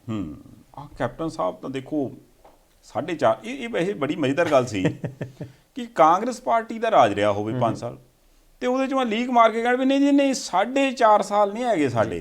ਉਹ ਕਮਾਲ ਹੋ ਗਈ ਮਹਾਰਾਜ, 4.5 ਸਾਲ ਕੈਪਟਨ ਸਾਹਿਬ ਤੁਹਾਡੇ, ਕੈਪਟਨ ਸਾਹਿਬ ਦੇ ਨਾਂ 'ਤੇ ਤੁਸੀਂ ਵੋਟਾਂ ਲਈਆਂ, ਤੁਸੀਂ ਕਹਿੰਦੇ ਸੀ ਚਾਹੁੰਦਾ ਹੈ ਪੰਜਾਬ ਭਾਵੇਂ ਚਾਹੁੰਦਾ ਸੀ ਭਾਵੇਂ ਨਹੀਂ ਚਾਹੁੰਦਾ ਸੀ, ਪਰ ਤੁਸੀਂ ਮੜਤਾ। ਉਹ ਗੱਲ ਵੱਖਰੀ, ਜਿਵੇਂ ਮੜਿਆ ਗਿਆ ਬਾਅਦ ਦੇ ਵਿੱਚ ਕਿਧਰੋਂ ਗੱਲਾਂ ਆਈਆਂ, ਉਹਦਾ ਕਿਸੇ ਨੇ ਸਪਸ਼ਟੀਕਰਨ ਦਿੱਤਾ ਕੋਈ ਨਹੀਂ। ਪਰ ਕਾਂਗਰਸ ਪਾਰਟੀ ਨੇ ਜਿੱਦਾਂ ਉਹ ਸਾਰਾ ਕੁਝ ਕੱਟ-ਕਟਾ ਕੇ ਆਖਿਆ ਜੀ ਉਹ ਤਾਂ ਕੈਪਟਨ ਸਾਹਿਬ ਨੇ ਕੀਤਾ, ਤੇ ਕੈਪਟਨ ਸਾਹਿਬ ਆਪਣੀ ਇੱਕ ਵੱਖਰੀ ਪਾਰਟੀ ਬਣਾ ਕੇ ਉਹਨਾਂ ਆਖਿਆ ਵੀ ਆਹ ਲਓ ਜੀ ਮੇਰਾ ਤੇ ਮੋਦੀ ਸਾਹਿਬ ਨਾਲ ਸ਼ੁਰੂ ਤੋਂ ਬੜਾ ਪਿਆਰ ਸੀਗਾ, ਤੇ ਜਿਹੜੀ ਗੱਲ ਮੈਂ ਕਹਿ ਦਿਆਂ ਉਹ ਮੋੜਦੇ ਨਹੀਂ ਕਦੀ ਵੀ। ਹੁਣ ਫਿਰ ਲੋਕੀ ਸਵਾਲ ਕਰੀ ਜਾਂਦੇ ਵੀ ਕੈਪਟਨ ਸਾਹਿਬ ਜੇ ਮੋਦੀ ਸਾਹਿਬ ਨਹੀਂ ਸੀ ਮੋੜਦੇ ਤੇ ਮਾਰੇ ਕੇਂਦਰ 'ਚ ਮੋਦੀ ਸਾਹਿਬ, ਪੰਜਾਬ 'ਚ ਤੁਸੀਂ, ਤੇ ਲੋਕ ਫਿਰ ਲੱਭਦੇ ਫਿਰਦੇ ਮਾਰਾ ਵੀ ਉਹ ਵਾਅਦਿਆਂ ਦਾ ਕੀ ਬਣਿਆ ਜੀ। ਦੇਖੋ ਜੇ ਆਪਾਂ ਸੰਯੁਕਤ ਸਮਾਜ ਮੋਰਚੇ ਨੂੰ ਛੱਡ ਲਈਏ ਤਾਂ ਸਭ ਤੋਂ ਨਵੀਂ ਪਾਰਟੀ ਇਹੀ ਹੈ। ਉਹਨਾਂ ਤੋਂ ਬਾਅਦ ਕੈਪਟਨ ਸਾਹਿਬ ਦੀ ਪੰਜਾਬ ਲੋਕ ਕਾਂਗਰਸ ਰਜਿਸਟ੍ਰੇਸ਼ਨ ਹੋਈ ਹੈ, ਖਿੱਦੋ ਖੁੰਡੀ ਚੋਣ ਨਿਸ਼ਾਨ ਵੀ ਮਿਲਿਆ ਹੈ। ਪਹਿਲਾਂ ਸੀਟਾਂ ਵੱਧ ਮੰਗਦੇ ਸੀ, ਮੁੜ ਕੇ 35 ਮਿਲ ਗਈਆਂ, ਫਿਰ 28 ਰਹਿ ਗਈਆਂ, ਕਈ ਕੁਛ ਹੋਇਆ। ਉਹਨਾਂ ਦੇ ਕਈ ਆਪ ਦੇ ਬੰਦੇ, ਮੈਨੂੰ ਐਂ ਲੱਗਦਾ ਕਿ ਹੋਂਦ ਬਚਾਉਣ ਦਾ ਸਵਾਲ ਹੈ ਕੈਪਟਨ ਸਾਹਿਬ ਦੇ ਲਈ ਵੀ ਤੇ ਕੈਪਟਨ ਸਾਹਿਬ ਦੀ ਪਾਰਟੀ ਦੇ ਲਈ ਵੀ। ਹੁਣ ਜਿਹੜੇ ਕੈਪਟਨ ਸਾਹਿਬ 5 ਸਾਲਾਂ ਦੇ ਵਿੱਚ ਉਹਨਾਂ ਨੇ ਇੰਨੀਆਂ ਵੱਡੀਆਂ ਰੈਲੀਆਂ ਵੀ ਅਟੈਂਡ ਨਹੀਂ ਸੀ ਕੀਤੀਆਂ ਜਿੰਨੀਆਂ ਐਤਕੀ ਨੁੱਕੜ ਸਭਾਵਾਂ ਅਟੈਂਡ ਕਰਨੀਆਂ ਪੈ ਗਈਆਂ ਪਟਿਆਲੇ ਸ਼ਹਿਰੀ ਦੇ ਵਿੱਚ, ਕਿਉਂਕਿ ਉਹਨਾਂ ਦਾ ਆਪਦਾ ਹੀ ਬੰਦਾ ਪੁਰਾਣਾ ਸਾਬਕਾ ਮੇਅਰ ਵਿਸ਼ਨੂੰ ਸ਼ਰਮਾ ਹੋਰੀ ਉਹਨਾਂ ਦੇ ਮੁਕਾਬਲੇ ਤੇ ਖੜੇ ਆ। ਇੱਕ ਹੋਰ ਮੇਅਰਾਂ ਦਾ ਹੀ ਪਰਿਵਾਰ ਹੈ ਅਜੀਤਪਾਲ ਸਿੰਘ ਕੋਹਲੀ, ਉਹ ਵੀ ਖੜੇ ਆ। ਹੁਣ ਉਹ ਸਾਰੇ ਹੀ ਬੰਦੇ ਜਿਸ ਤਰੀਕੇ ਦੇ ਨਾਲ, ਕਿਉਂਕਿ ਐਤਕੀ ਮਾਰਜਨ ਬਹੁਤ ਘਟਣਾ ਹੈ, ਕਹਿਣਾ ਨਹੀਂ ਚਾਹੀਦਾ, ਹੋ ਸਕਦਾ ਕਿ ਜੇ ਕੈਪਟਨ ਸਾਹਿਬ ਜਿੱਤਦੇ ਆ ਤੇ ਉਹਨਾਂ ਦੀ ਪਾਰਟੀ ਦੇ ਕੋਲ 0 ਤੇ 1 ਇਕੱਲੀ ਹੋਈ ਸੀਟ ਹੋਵੇ। ਤੇ ਪਟਿਆਲੇ ਦੀਆਂ ਵੈਸੇ 3-4 ਸੀਟਾਂ ਹੈਗੀਆਂ, ਰਾਜਪੁਰੇ ਵਾਲੀ ਵੀ ਹੈ, ਸਨੌਰ ਘਨੌਰ ਵਾਲੀਆਂ ਸੀਟਾਂ ਇਦਾਂ ਦੀਆਂ ਕਈ ਨੇ, ਪਟਿਆਲਾ ਦਿਹਾਤੀ ਵੀ ਹੈ ਜਿੱਥੇ ਕਿ ਉਹ ਮੁਕਾਬਲੇ ਦੇ ਵਿੱਚ ਨੇ। ਪਰ ਮੁਕਾਬਲੇ ਦੇ ਵਿੱਚ ਵੀ ਉਹਨਾਂ ਦੀ ਪਾਰਟੀ ਦੇ ਉਮੀਦਵਾਰ ਕਿੰਨਵੇਂ ਨੰਬਰ ਤੇ ਨੇ ਇਹ ਕਹਿਣਾ ਥੋੜ੍ਹਾ ਜਿਹਾ ਔਖਾ। ਸੋ ਕੁੱਲ ਮਿਲਾ ਕੇ ਕੈਪਟਨ ਅਮਰਿੰਦਰ ਸਿੰਘ ਹੋਰਾਂ ਦੇ ਲਈ ਜਿਸ ਦਿਨ ਰਿਜ਼ਲਟ ਆਉਣਾ ਹੈ ਉਸ ਦਿਨ ਉਹ ਟੈਲੀ ਜਿਹੜੀ ਹੋਣੀ ਹੈ ਉਹਦੇ ਵਿੱਚ ਨੰਬਰਾਂ ਦੇ ਵਿੱਚ ਆਉਣਾ ਹੀ ਬਹੁਤ ਵੱਡੀ ਚੁਣੌਤੀ ਬਣ ਗਿਆ ਹੈ। ਹਾਂ ਨਹੀਂ ਇਹ ਤਾਂ ਵਾਕਿਆ ਵੱਡੀ ਗੱਲ ਹੈ। ਬਾਕੀ ਚਲੋ ਇਹ ਸਾਰੇ ਕੁਝ ਇਹ ਆਪਾਂ ਚਲੋ ਗੱਠਜੋੜ ਦੀ ਗੱਲ ਕਰਨ ਦੇ ਢੀਂਡਸਾ ਸਾਹਿਬ ਦੀ ਗੱਲ ਵੀ ਕਰ ਲਈਏ, ਕਰੋ, ਕਿਉਂਕਿ ਢੀਂਡਸਾ ਸਾਹਿਬ ਦੀ ਪਾਰਟੀ ਅਕਾਲੀ ਦਲ ਤੋਂ ਪਹਿਲਾਂ ਹੀ ਵੱਖ ਹੋ ਗਈ ਜੀ। ਤੇ ਉਦੋਂ ਰੌਲਾ ਰੱਪਾ ਜਿਹਾ ਪੈਣ ਲੱਗ ਪਿਆ ਵੀ ਨਹੀਂ ਇਹ ਗੱਲ ਕੋ ਹੋਰ ਹੈ, ਇਹ ਤਾਂ ਉਹ ਸਾਰਾ ਅਕਾਲੀ ਦਲ ਦੀ ਉਸ ਪਾਸੇ ਚਲੇ ਜਾਣਾ। ਫਿਰ ਉਹਦੇ ਵਿੱਚ ਕਈ ਚਿਹਰੇ ਆਏ, ਢੀਂਡਸਾ ਸਾਹਿਬ ਦੇ ਨਾਲ ਬ੍ਰਹਮਪੁਰਾ ਸਾਹਿਬ ਜੁੜੇ, ਸੇਖਵਾਂ ਸਾਹਿਬ ਜੁੜੇ, ਜਨਾਲਾ ਸਾਹਿਬ ਜੁੜੇ, ਹੈ ਨਾ, ਹੋਰ ਵੀ ਕਈ ਜਥੇਦਾਰ ਨਿਕਲੇ ਬਾਹਰ। ਪਰ ਹੌਲੀ ਹੌਲੀ ਉਹ ਘੁੰਮਦੇ ਘਮਾਉਂਦੇ ਅਖੀਰ ਉਧਰ ਹੀ ਜਾ ਵੜੇ ਤੇ ਰਹਿ ਗਏ ਢੀਂਡਸਾ ਸਾਹਿਬ। ਤੇ ਢੀਂਡਸਾ ਸਾਹਿਬ ਆਪਣੀ ਥਾਂ 'ਤੇ ਟਿਕੇ ਰਹੇ, ਨਾਲ ਉਹਨਾਂ ਦੇ ਸਪੁੱਤਰ ਪਰਮਿੰਦਰ ਸੋਹਣੀ। ਉਹਨਾਂ ਨੇ ਫਿਰ ਜਿਸ ਹਿਸਾਬ ਨਾਲ ਗੱਠਜੋੜ ਕੀਤਾ ਵੀ ਨਾ ਵੀ ਸਾਡੀ ਪਾਰਟੀ ਅੱਡ ਹੈ, ਚਲੋ ਬੀਜੇਪੀ ਵਾਲਿਆਂ ਨੇ ਸਾਥ ਦਿੱਤਾ। ਉਹ ਕਹਿੰਦੇ ਵੀ ਠੀਕ ਹੈ ਵੀ ਜੇ ਤੁਸੀਂ ਖਲੋਤੇ ਆ ਤੇ ਆ ਜਾਓ, ਫਿਰ ਬੱਸ ਨਵੀਂ ਪਾਈ, ਇਹ 15 ਸੀਟਾਂ ਤੇ ਤੁਸੀਂ ਬਹਿ ਜਾਓ ਆਪਣੇ ਬੰਦੇ ਲੈ ਕੇ। ਨਹੀਂ ਇਹਦੇ ਵਿੱਚ ਕੋਈ ਸ਼ੱਕ ਨਹੀਂ ਕਿ ਸੁਖਦੇਵ ਸਿੰਘ ਢੀਂਡਸਾ ਹੋਰਾਂ ਨੂੰ ਪਤਾ ਸੀ ਕਿ ਉਹ ਕਿਉਂ ਖੜੇ ਆ, ਇਸ ਕਰਕੇ ਉਹ ਖੜੇ ਰਹੇ। ਅਵਾਰਡ ਮਿਲਿਆ, ਰਾਜ ਸਭਾ ਦੇ ਮੈਂਬਰ ਨੇ, ਪ੍ਰਧਾਨ ਮੰਤਰੀ ਸਾਹਿਬ ਦੇ ਨਾਲ ਮੁਲਾਕਾਤਾਂ ਹੁੰਦੀਆਂ, ਸੁਖਨਾ ਗੱਠਜੋੜ ਦੇ ਵਿੱਚ ਪ੍ਰਧਾਨ ਮੰਤਰੀ ਸਾਹਿਬ ਰੈਲੀ ਕਰਨ ਆਉਂਦੇ, ਨਾਲ ਦੀ ਕੁਰਸੀ ਹੁੰਦੀ ਢੀਂਡਸਾ ਸਾਹਿਬ ਦੀ, ਠੀਕ ਹੈ ਨਾ। ਉਹ ਹੁਣ ਉਹ ਜਿੱਦਾਂ ਦੀ ਕੋਰ ਕਮੇਟੀ ਅਕਾਲੀ ਦਲ ਦੀ ਸੀ ਉਦਾਂ ਹੀ ਕੋਰ ਕਮੇਟੀ ਦੇ ਮੈਂਬਰ ਦੇ ਤੌਰ ਦੇ ਉੱਤੇ ਹੀ ਕੰਮ ਕਰਦੇ ਆ ਗੈਰ ਰਸਮੀ ਤੌਰ ਤੇ। ਪਰ ਸਵਾਲ ਇਹ ਹੈ ਕਿ ਵਿਧਾਨ ਸਭਾ ਦੀਆਂ ਚੋਣਾਂ ਤੋਂ ਬਾਅਦ ਕੀ, ਇਹ ਤਾਂ ਵਿਧਾਨ ਸਭਾ ਦੀਆਂ ਚੋਣਾਂ ਤੋਂ ਪਹਿਲਾਂ ਨਾ ਲਹਿਰਾ ਗਾਗਾ ਵਿਧਾਨ ਸਭਾ ਹਲਕੇ ਤੋਂ ਉਹਨਾਂ ਦੇ ਬੇਟੇ ਤੇ ਮੌਜੂਦਾ ਐਮਐਲਏ ਪਰਮਿੰਦਰ ਸਿੰਘ ਢੀਂਡਸਾ, ਉਹ ਫਾਈਨਾਂਸ ਮਿਨਿਸਟਰ ਵੀ ਰਹੇ ਆ, ਉਹ ਮੁਕਾਬਲੇ 'ਚ ਨੇ। ਪਰ ਇਹਦੇ ਤੋਂ ਇਲਾਵਾ ਉਹਨਾਂ ਦੇ ਬਾਕੀ 14 ਉਮੀਦਵਾਰ ਕਿੱਥੇ ਕ ਖੜੇ ਨੇ, ਇਹ ਬਹੁਤ ਵੱਡਾ ਸਵਾਲ ਹੈ। ਕਿਉਂਕਿ ਜਿਸ ਤਰੀਕੇ ਨਾਲ ਕੈਪਟਨ ਅਮਰਿੰਦਰ ਸਿੰਘ ਹੋਰਾਂ ਦੀ ਪਾਰਟੀ ਹੈ, ਉਸੇ ਤਰੀਕੇ ਢੀਂਡਸਾ ਸਾਹਿਬ ਦੇ ਲਈ ਸਿਆਸੀ ਹੋਂਦ ਕਾਇਮ ਰੱਖਣ ਦੇ ਲਈ ਜ਼ਰੂਰੀ ਹੈ ਕਿ ਖਾਤਾ ਖੁੱਲੇ ਪਾਰਟੀ ਦਾ। ਜੇ ਖਾਤਾ ਨਹੀਂ ਖੁੱਲੂਗਾ ਤਾਂ ਕਈ ਵਾਰੀ ਉਹ ਕਹਿੰਦੇ ਹੁੰਦੇ ਜੀ ਇੱਧਰ ਹੀ ਆ ਜਾਓ, ਤੁਸੀਂ ਇਹ ਕੁਰਸੀਆਂ ਪਰੇ ਕਢਾਈਆਂ, ਇੱਥੇ ਆਓ, ਪਿੱਛੇ ਡਾਓ ਕੁਰਸੀਆਂ, ਕੋਈ ਗੱਲ ਨਹੀਂ। ਇਸ ਕਰਕੇ ਜੇ ਅੱਡ ਕੁਰਸੀਆਂ ਰੱਖਣੀਆਂ, ਸਤਿਕਾਰ ਮਾਣ ਬਹਾਲ ਰੱਖਣਾ, ਤਾਂ ਫਿਰ ਉਹ ਟੈਲੀ ਦੇ ਵਿੱਚ, ਉਹ ਸੂਚੀ ਦੇ ਵਿੱਚ ਹੈ ਨਾ, 0 ਤੋੜਨੀ ਬਹੁਤ ਜ਼ਰੂਰੀ ਹੈ। ਆਓ ਇਹ ਨਾ ਵੀ 2 0 ਬਰਾਬਰ ਦੁਨੀਆ ਹੋਣਾ, ਉਹਦੇ 'ਚ ਕੋਈ ਨਾ ਕੋਈ ਏਕਾ ਦੂਆ ਤੀਆ ਜ਼ਰੂਰ ਹੋਣਾ ਚਾਹੀਦਾ।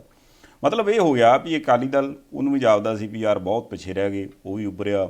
ਬਸਪਾ ਇੱਕ ਵੱਖਰੀ ਪਾਰੀ ਖੇਡਣ ਦੇ ਲਈ ਇੱਕ ਗੱਠਜੋੜ 'ਚ ਆ ਗਈ। ਐਤਕੀ ਜੇ ਆਪਾਂ ਗੱਲ ਕਰੀਏ ਵੀ ਬੀਜੇਪੀ, ਉਹਨੇ ਵੀ ਆਪਣੇ ਵੱਲੋਂ ਐਂਟਰੀ ਮਾਰ ਲਈ, ਨਾਲ ਕੈਪਟਨ ਸਾਹਿਬ ਆ ਗਏ, ਕਾਂਗਰਸ ਪਾਰਟੀ ਆ ਗਈ, ਢੀਂਡਸਾ ਸਾਹਿਬ ਆ ਗਏ। ਇਹ ਤਾਂ ਗੱਲਾਂ ਬਣ ਗਈਆਂ ਸਾਰੀਆਂ।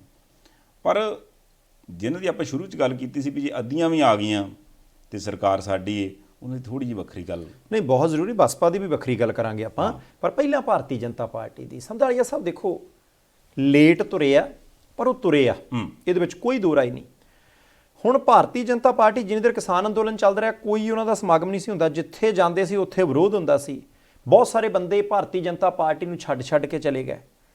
ਤੁਸੀਂ ਇਹ ਦੇਖੋ ਕਿ ਪੰਜਾਬ ਦੇ ਲੋਕ ਸਾਥ ਦਿੰਦੇ ਆ ਭਾਰਤੀ ਜਨਤਾ ਪਾਰਟੀ ਦਾ ਕਿ ਨਹੀਂ ਦਿੰਦੇ, ਤਾਂ 10 ਮਾਰਚ ਨੂੰ ਪਤਾ ਲੱਗਣਾ। ਪਰ ਮੈਂ ਦੇਖਿਆ ਵੱਖ-ਵੱਖ ਪਾਰਟੀਆਂ ਦੇ ਲੀਡਰਾਂ ਨੇ ਖੂਬ ਸਾਥ ਦਿੱਤਾ।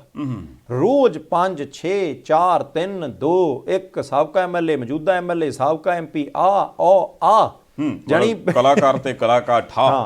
ਮਤਲਬ ਇਹ ਜਿਸ ਹਿਸਾਬ ਨਾਲ ਕੰਮ ਚੱਲਿਆ ਤੇ ਇਹ ਬੜੀ ਹੈਰਾਨੀ ਵਾਲੀ ਗੱਲ ਸੀ ਕਿ ਜਿਹੜਾ ਵੀ ਬੰਦਾ ਜੁਆਇਨ ਕਰਦਾ ਸੀ ਉਹਦੇ ਤੋਂ ਬਾਅਦ ਆਪਣੇ ਭਾਈਚਾਰੇ ਯਾਨੀ ਕਿ ਪੱਤਰਕਾਰ ਭਾਈਚਾਰੇ ਦੇ ਥਰੂ ਜਦੋਂ ਉਹ ਲੋਕਾਂ ਨੂੰ ਸੰਬੋਧਿਤ ਹੁੰਦੇ ਸੀ ਵੀ ਅਸੀਂ ਆਹ ਚੀਜ਼ਾਂ ਦੇਖੀਆਂ ਤੇ ਦੇਖਿਓ ਆਹ ਚੀਜ਼ਾਂ ਹੋ ਜਾਣੀਆਂ, ਆਹ ਕਰਤਾ, ਤੇ ਅਗਲਾ ਬੰਦਾ ਨਾ ਡੌਰ ਭੋਰਾ ਜਿਹਾ ਵੇਖੀ ਜਾਂਦਾ ਰਹਿੰਦਾ ਵੀ ਯਾਰ ਇਹ ਉਹ ਐਂ ਲੱਗਦਾ ਹੁੰਦਾ ਵੀ ਜਿੱਦਾਂ ਇਹ ਪੰਜਾਬੀ ਨਹੀਂ ਬੋਲਣ ਡਿਆ, ਪਤਾ ਨਹੀਂ ਕਿਹੜੀ ਭਾਸ਼ਾ 'ਚ ਬੰਦਾ ਗੱਲ ਕਰੀ ਜਾਂਦਾ, ਮੈਨੂੰ ਸਮਝ ਨਹੀਂ ਲੱਗਣ ਡਈ ਯਾਰ ਵੀ ਜਾਂ ਪਤਾ ਨਹੀਂ ਮੈਨੂੰ ਸਮਝਾਉਣਾ ਨਹੀਂ ਆ ਰਿਹਾ ਇਹਨੂੰ ਕੀ ਚੱਕਰ ਕੀ ਹੈ।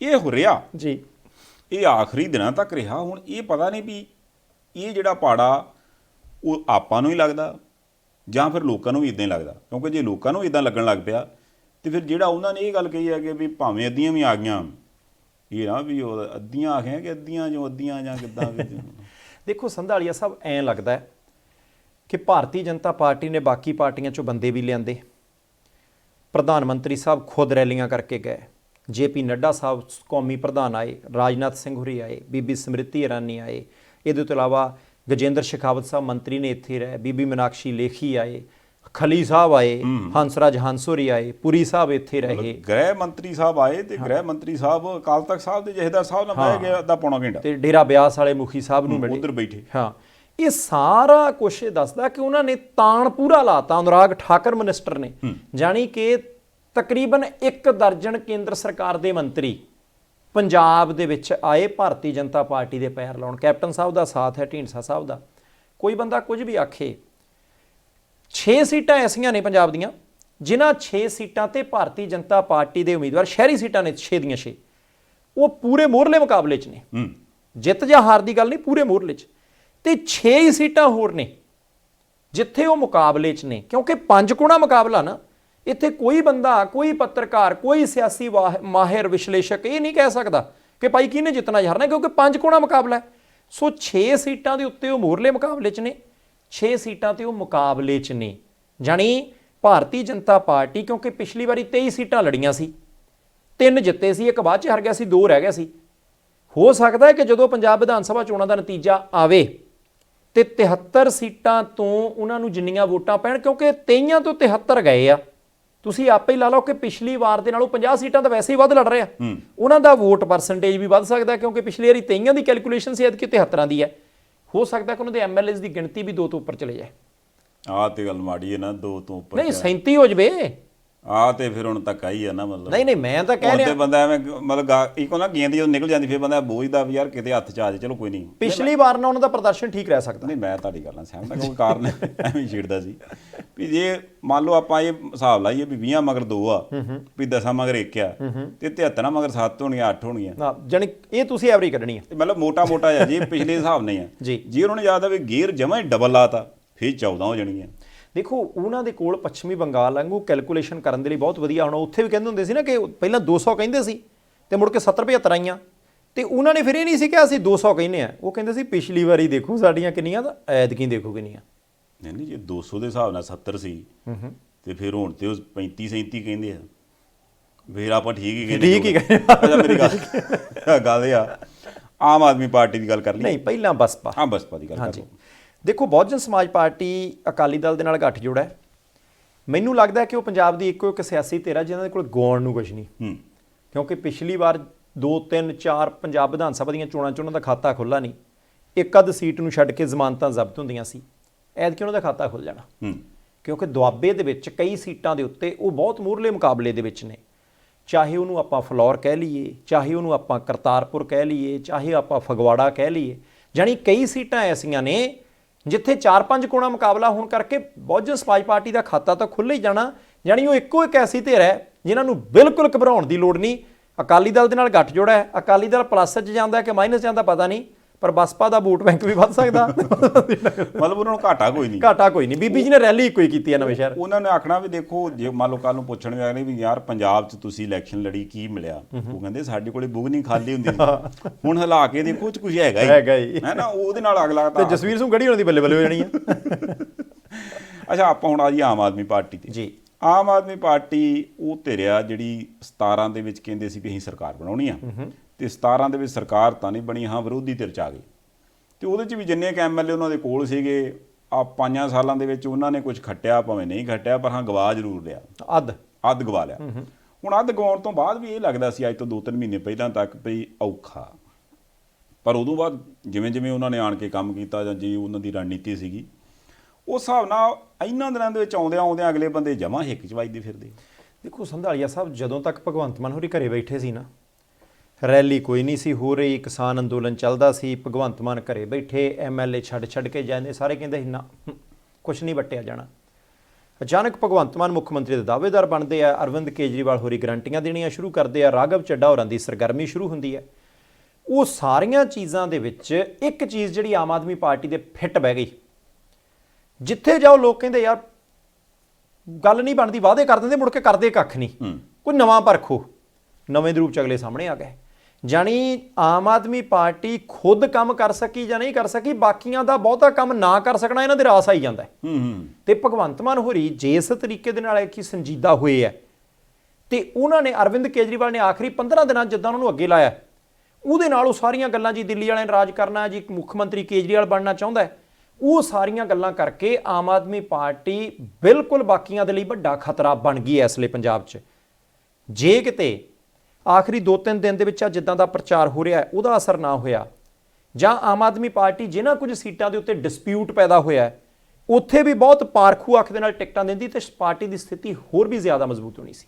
ਹਾਲੀ ਗੱਲ ਹੈਗੀ ਆ, ਦੇਖੋ, ਪਰ ਮੈਨੂੰ ਲੱਗਦਾ ਵੀ ਇਹ ਜਿਹੜਾ ਹੁਣ ਪ੍ਰਚਾਰ ਆ ਕੇ ਹੋਇਆ ਇਹ ਐਕਸਪੈਕਟਡ ਹੀ ਸੀਗਾ ਜੀ, ਉਹਨਾਂ ਨੂੰ ਵੀ ਪਤਾ ਸੀ ਹੋਣਾ, ਉਹਨਾਂ ਨੂੰ ਪਤਾ ਸੀ। ਉਹ ਤਾਂ ਕੇਜਰੀਵਾਲ ਹੋਣਾ ਦਾ ਬਿਆਨ ਵੀ ਸੀ, ਉਹ ਕਹਿੰਦੇ ਯਾਰ ਮੈਂ ਤਾਂ ਡੀਕਦਾ ਸੀ ਮੇਰੇ ਤੇ ਕੇਸ ਹੋਣਾ, ਇਹ ਤਾਂ ਕੀਤਾ ਕਿਉਂ ਨਹੀਂ, ਸ਼ਾਇਦ ਅੱਜ ਕੱਲ੍ਹ 'ਚ ਹੋ ਜਾਵੇ। ਦੂਜੀ ਗੱਲ ਇਹ ਸੀ ਵੀ ਉਹ ਪੰਜਾਬ ਵਾਲਿਆਂ ਲਈ ਵੀ ਕੋਈ ਨਵੀਂ ਗੱਲ ਨਹੀਂ ਸੀ, ਉਹ ਕਹਿੰਦੇ ਵੀ ਯਾਰ 17 'ਚ ਵੀ ਮਗਰਲੇ 1.5-2 ਦਿਨ 'ਚ ਹੋਇਆ ਸੀ ਤੇ 22 'ਚ ਵੀ 1.5-2 ਦਿਨਾਂ 'ਚ ਹੋਊਗਾ, ਹੈ ਨਾ। ਸੋ ਚਲੋ ਉਹ ਉੱਥੇ ਜੇ ਜਾ ਕੇ ਗੱਲ ਬਣਦੀ, ਪਰ ਉਹਦਾ ਅਸਰ ਪੈਂਦਾ ਨਹੀਂ ਪੈਂਦਾ ਉਹ ਦੱਸੂਗਾ ਟਾਈਮ। ਦੂਸਰੇ ਪਾਸੇ ਗੱਲ ਹੈ ਵੀ ਸਾਲ ਸਵਾ ਸਾਲ ਕਿਸਾਨ ਬੈਠੇ ਰਹੇ। ਇੱਕ ਮੈਂ ਗੱਲ ਇੱਥੇ ਕਹਿਣੀ ਸੀ, ਆਮ ਆਦਮੀ ਪਾਰਟੀ ਦੇ ਲਈ ਰੌਣਕ ਇਦਾਂ ਹੀ ਲੱਗਦੀ ਸੀ ਪਿਛਲੀ ਵਾਰ ਵੀ। ਆਮ ਆਦਮੀ ਪਾਰਟੀ ਦੇ ਲਈ ਆ 1.5 ਦਿਨ ਬਹੁਤ ਵੱਡਾ ਚੁਣੌਤੀ ਵਾਲਾ ਕਿ ਉਸ ਰੌਣਕ ਨੂੰ ਵੋਟਾਂ 'ਚ ਤਬਦੀਲ ਕਿੱਦਾਂ ਕਰਨਾ। ਹਾਂ, ਜੇ ਉਹ ਕਰ ਜਾਂਦੇ ਤਾਂ ਵੱਡੀਆਂ ਪ੍ਰਾਪਤੀਆਂ, ਨਹੀਂ ਤਾਂ ਫਿਰ ਨੁਕਸਾਨ ਖਾਣਗੇ। ਹੁਣ ਆਓ ਜੀ ਕਿਸਾਨਾਂ ਦੀ ਗੱਲ ਇੱਦਾਂ ਵੀ ਦੇਖੋ, ਜਦੋਂ ਤਾਂ ਖੇਤੀ ਅੰਦੋਲਨ ਚੱਲਦਾ ਸੀ ਉਹਨੇ ਜਿਹੜਾ ਇੱਕ ਰੋਲ ਪਲੇ ਕੀਤਾ ਨਾ, ਜਿਹੜੇ ਪੰਜਾਬੀ ਟੁੱਟ ਗਏ ਸੀ ਉਹਨਾਂ ਨੂੰ ਇਕੱਠਿਆਂ ਕਰਨ ਦਾ, ਉਹ ਬਹੁਤ ਵੱਡਾ ਸੀ। ਉਹਦੇ ਬਾਅਦ ਉਹਦੇ 'ਚੋਂ ਚਲੋ 20-22 ਧਿਰਾਂ ਨੇ ਆਖਿਆ ਵੀ ਆਪਾਂ ਇਲੈਕਸ਼ਨ ਲੜਨੀ ਆ। ਕੁਝ ਲੋਕਾਂ ਨੇ ਫਿਰ ਉਹਨੂੰ ਵੀ ਕ੍ਰਿਟੀਸਾਈਜ਼ ਕੀਤਾ ਵੀ ਇਹ ਠੀਕ ਫੈਸਲਾ, ਕੁਝ ਇੱਕ ਨੇ ਕਿਹਾ ਵੀ ਗਲਤ ਫੈਸਲਾ, ਪਰ ਉਹ ਕਹਿੰਦੇ ਵੀ ਸਾਨੂੰ ਹੋਰ ਕੋਈ ਹੱਲ ਲੱਭਦਾ ਨਹੀਂ। ਸਾਡੇ ਬੰਦੇ ਕਹਿੰਦੇ ਵੀ ਨਹੀਂ ਖਲੋ ਤੁਸੀਂ, ਤੇ ਅਸੀਂ ਆਪਣੇ ਲੋਕ ਧਿਰ ਬਣ ਗਏ ਹਾਂ। ਪਹਿਲਾਂ ਚੜੂਨੀ ਸਾਹਿਬ ਲਾਂਭੇ ਸੀ, ਉਹਨਾਂ ਨੂੰ ਵੀ ਨਾਲ ਜੋੜ ਲਿਆ ਤੇ ਅਖੀਰ ਉਹ ਆਣਗੇ ਮੁਕਾਬਲੇ 'ਚ। ਸੰਧਾਲੀਆ ਸਾਹਿਬ ਰਾਜੇਵਾਲ ਸਾਹਿਬ ਦੀ ਅਗਵਾਈ ਦੇ ਵਿੱਚ ਇਲੈਕਸ਼ਨ ਲੜ ਰਿਹਾ, ਕੋਈ ਹੱਕ 'ਚ ਹੈ ਕੋਈ ਵਿਰੋਧ 'ਚ ਹੈ, ਪਰ ਪਹਿਲੀ ਗੱਲ ਹੈ ਕਿ ਕਿਸੇ ਵੀ ਕਿਸਾਨ ਜਥੇਬੰਦੀ ਨੇ ਉਹਦਾ ਵਿਰੋਧ ਨਹੀਂ ਕੀਤਾ। ਇਲੈਕਸ਼ਨ ਤੋਂ ਬਾਅਦ ਉਹ ਇਕੱਠੇ ਹੋਣਗੇ, ਇਹ ਗੱਲ ਪੱਕੀ ਹੈ। ਹੁਣ ਲਹਿਰ ਨਹੀਂ ਬਣ ਸਕੀ, ਇਹ ਵੀ ਗੱਲ ਕਲੀਅਰ ਹੈ। ਰਾਜੇਵਾਲ ਸਾਹਿਬ ਮੁਕਾਬਲੇ 'ਚ ਨੇ, ਲੱਖਾ ਸਿਧਾਣਾ ਮੁਕਾਬਲੇ ਦੇ ਵਿੱਚ ਹੈ, ਸੁਨਾਮ ਤੋਂ ਚੰਗੀਆਂ ਵੋਟਾਂ ਮਿਲਣਗੀਆਂ, ਹੋਰ ਕਈ ਹਲਕੇ ਨੇ, ਐਡਵੋਕੇਟ ਪ੍ਰੇਮ ਸਿੰਘ ਭੰਗੂ ਘਨੌਰ ਤੋਂ ਨੇ, ਉਹ ਜਾਣੀ ਬਹੁਤ ਸਾਰੇ ਲੀਡਰ ਨੇ ਐਸੇ, ਕਿਉਂਕਿ ਐਤਕੀ ਵੋਟਰ ਸਾਈਲੈਂਟ ਹੈ।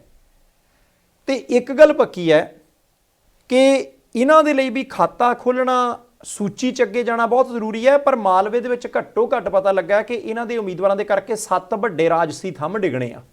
7 ਵੱਡੇ, ਕਿਉਂਕਿ ਇਹ ਜ਼ੀਰੋ ਤੋਂ ਸ਼ੁਰੂ ਹੋਏ ਆ।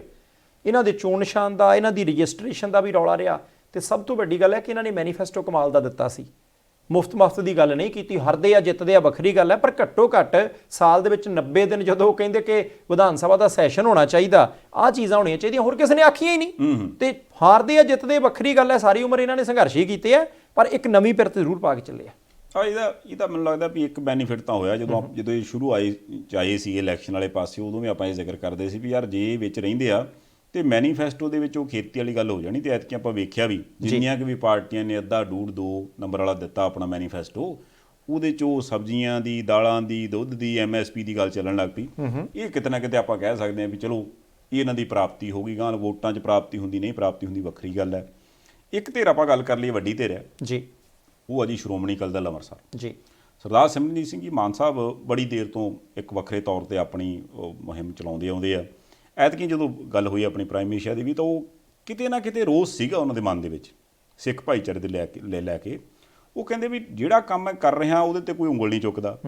ਇਹ ਵੀ ਕਹਿੰਦੇ ਵੀ ਬਹੁਤ ਵਧੀਆ ਕੰਮ ਹੈ, ਵੋਟ ਪਾਉਂਦੇ ਨਹੀਂ, ਜਦੋਂ ਵੋਟਾਂ ਦੀ ਗੱਲ ਆਉਂਦੀ ਵੋਟ ਪਾਉਂਦੇ ਨਹੀਂ ਜੀ। ਤੇ ਉਹ ਕਹਿੰਦੇ ਵੀ ਜਿਨ੍ਹਾਂ ਲਈ ਮੈਂ ਲੜ ਰਿਹਾ, ਜੇ ਮੈਨੂੰ ਉਹਨਾਂ ਹੀ ਵੋਟ ਨਹੀਂ ਪਾਉਣੀ ਤੇ ਹੋਰ ਕਿਹਨੇ ਪਾਉਣੀ ਹੈ।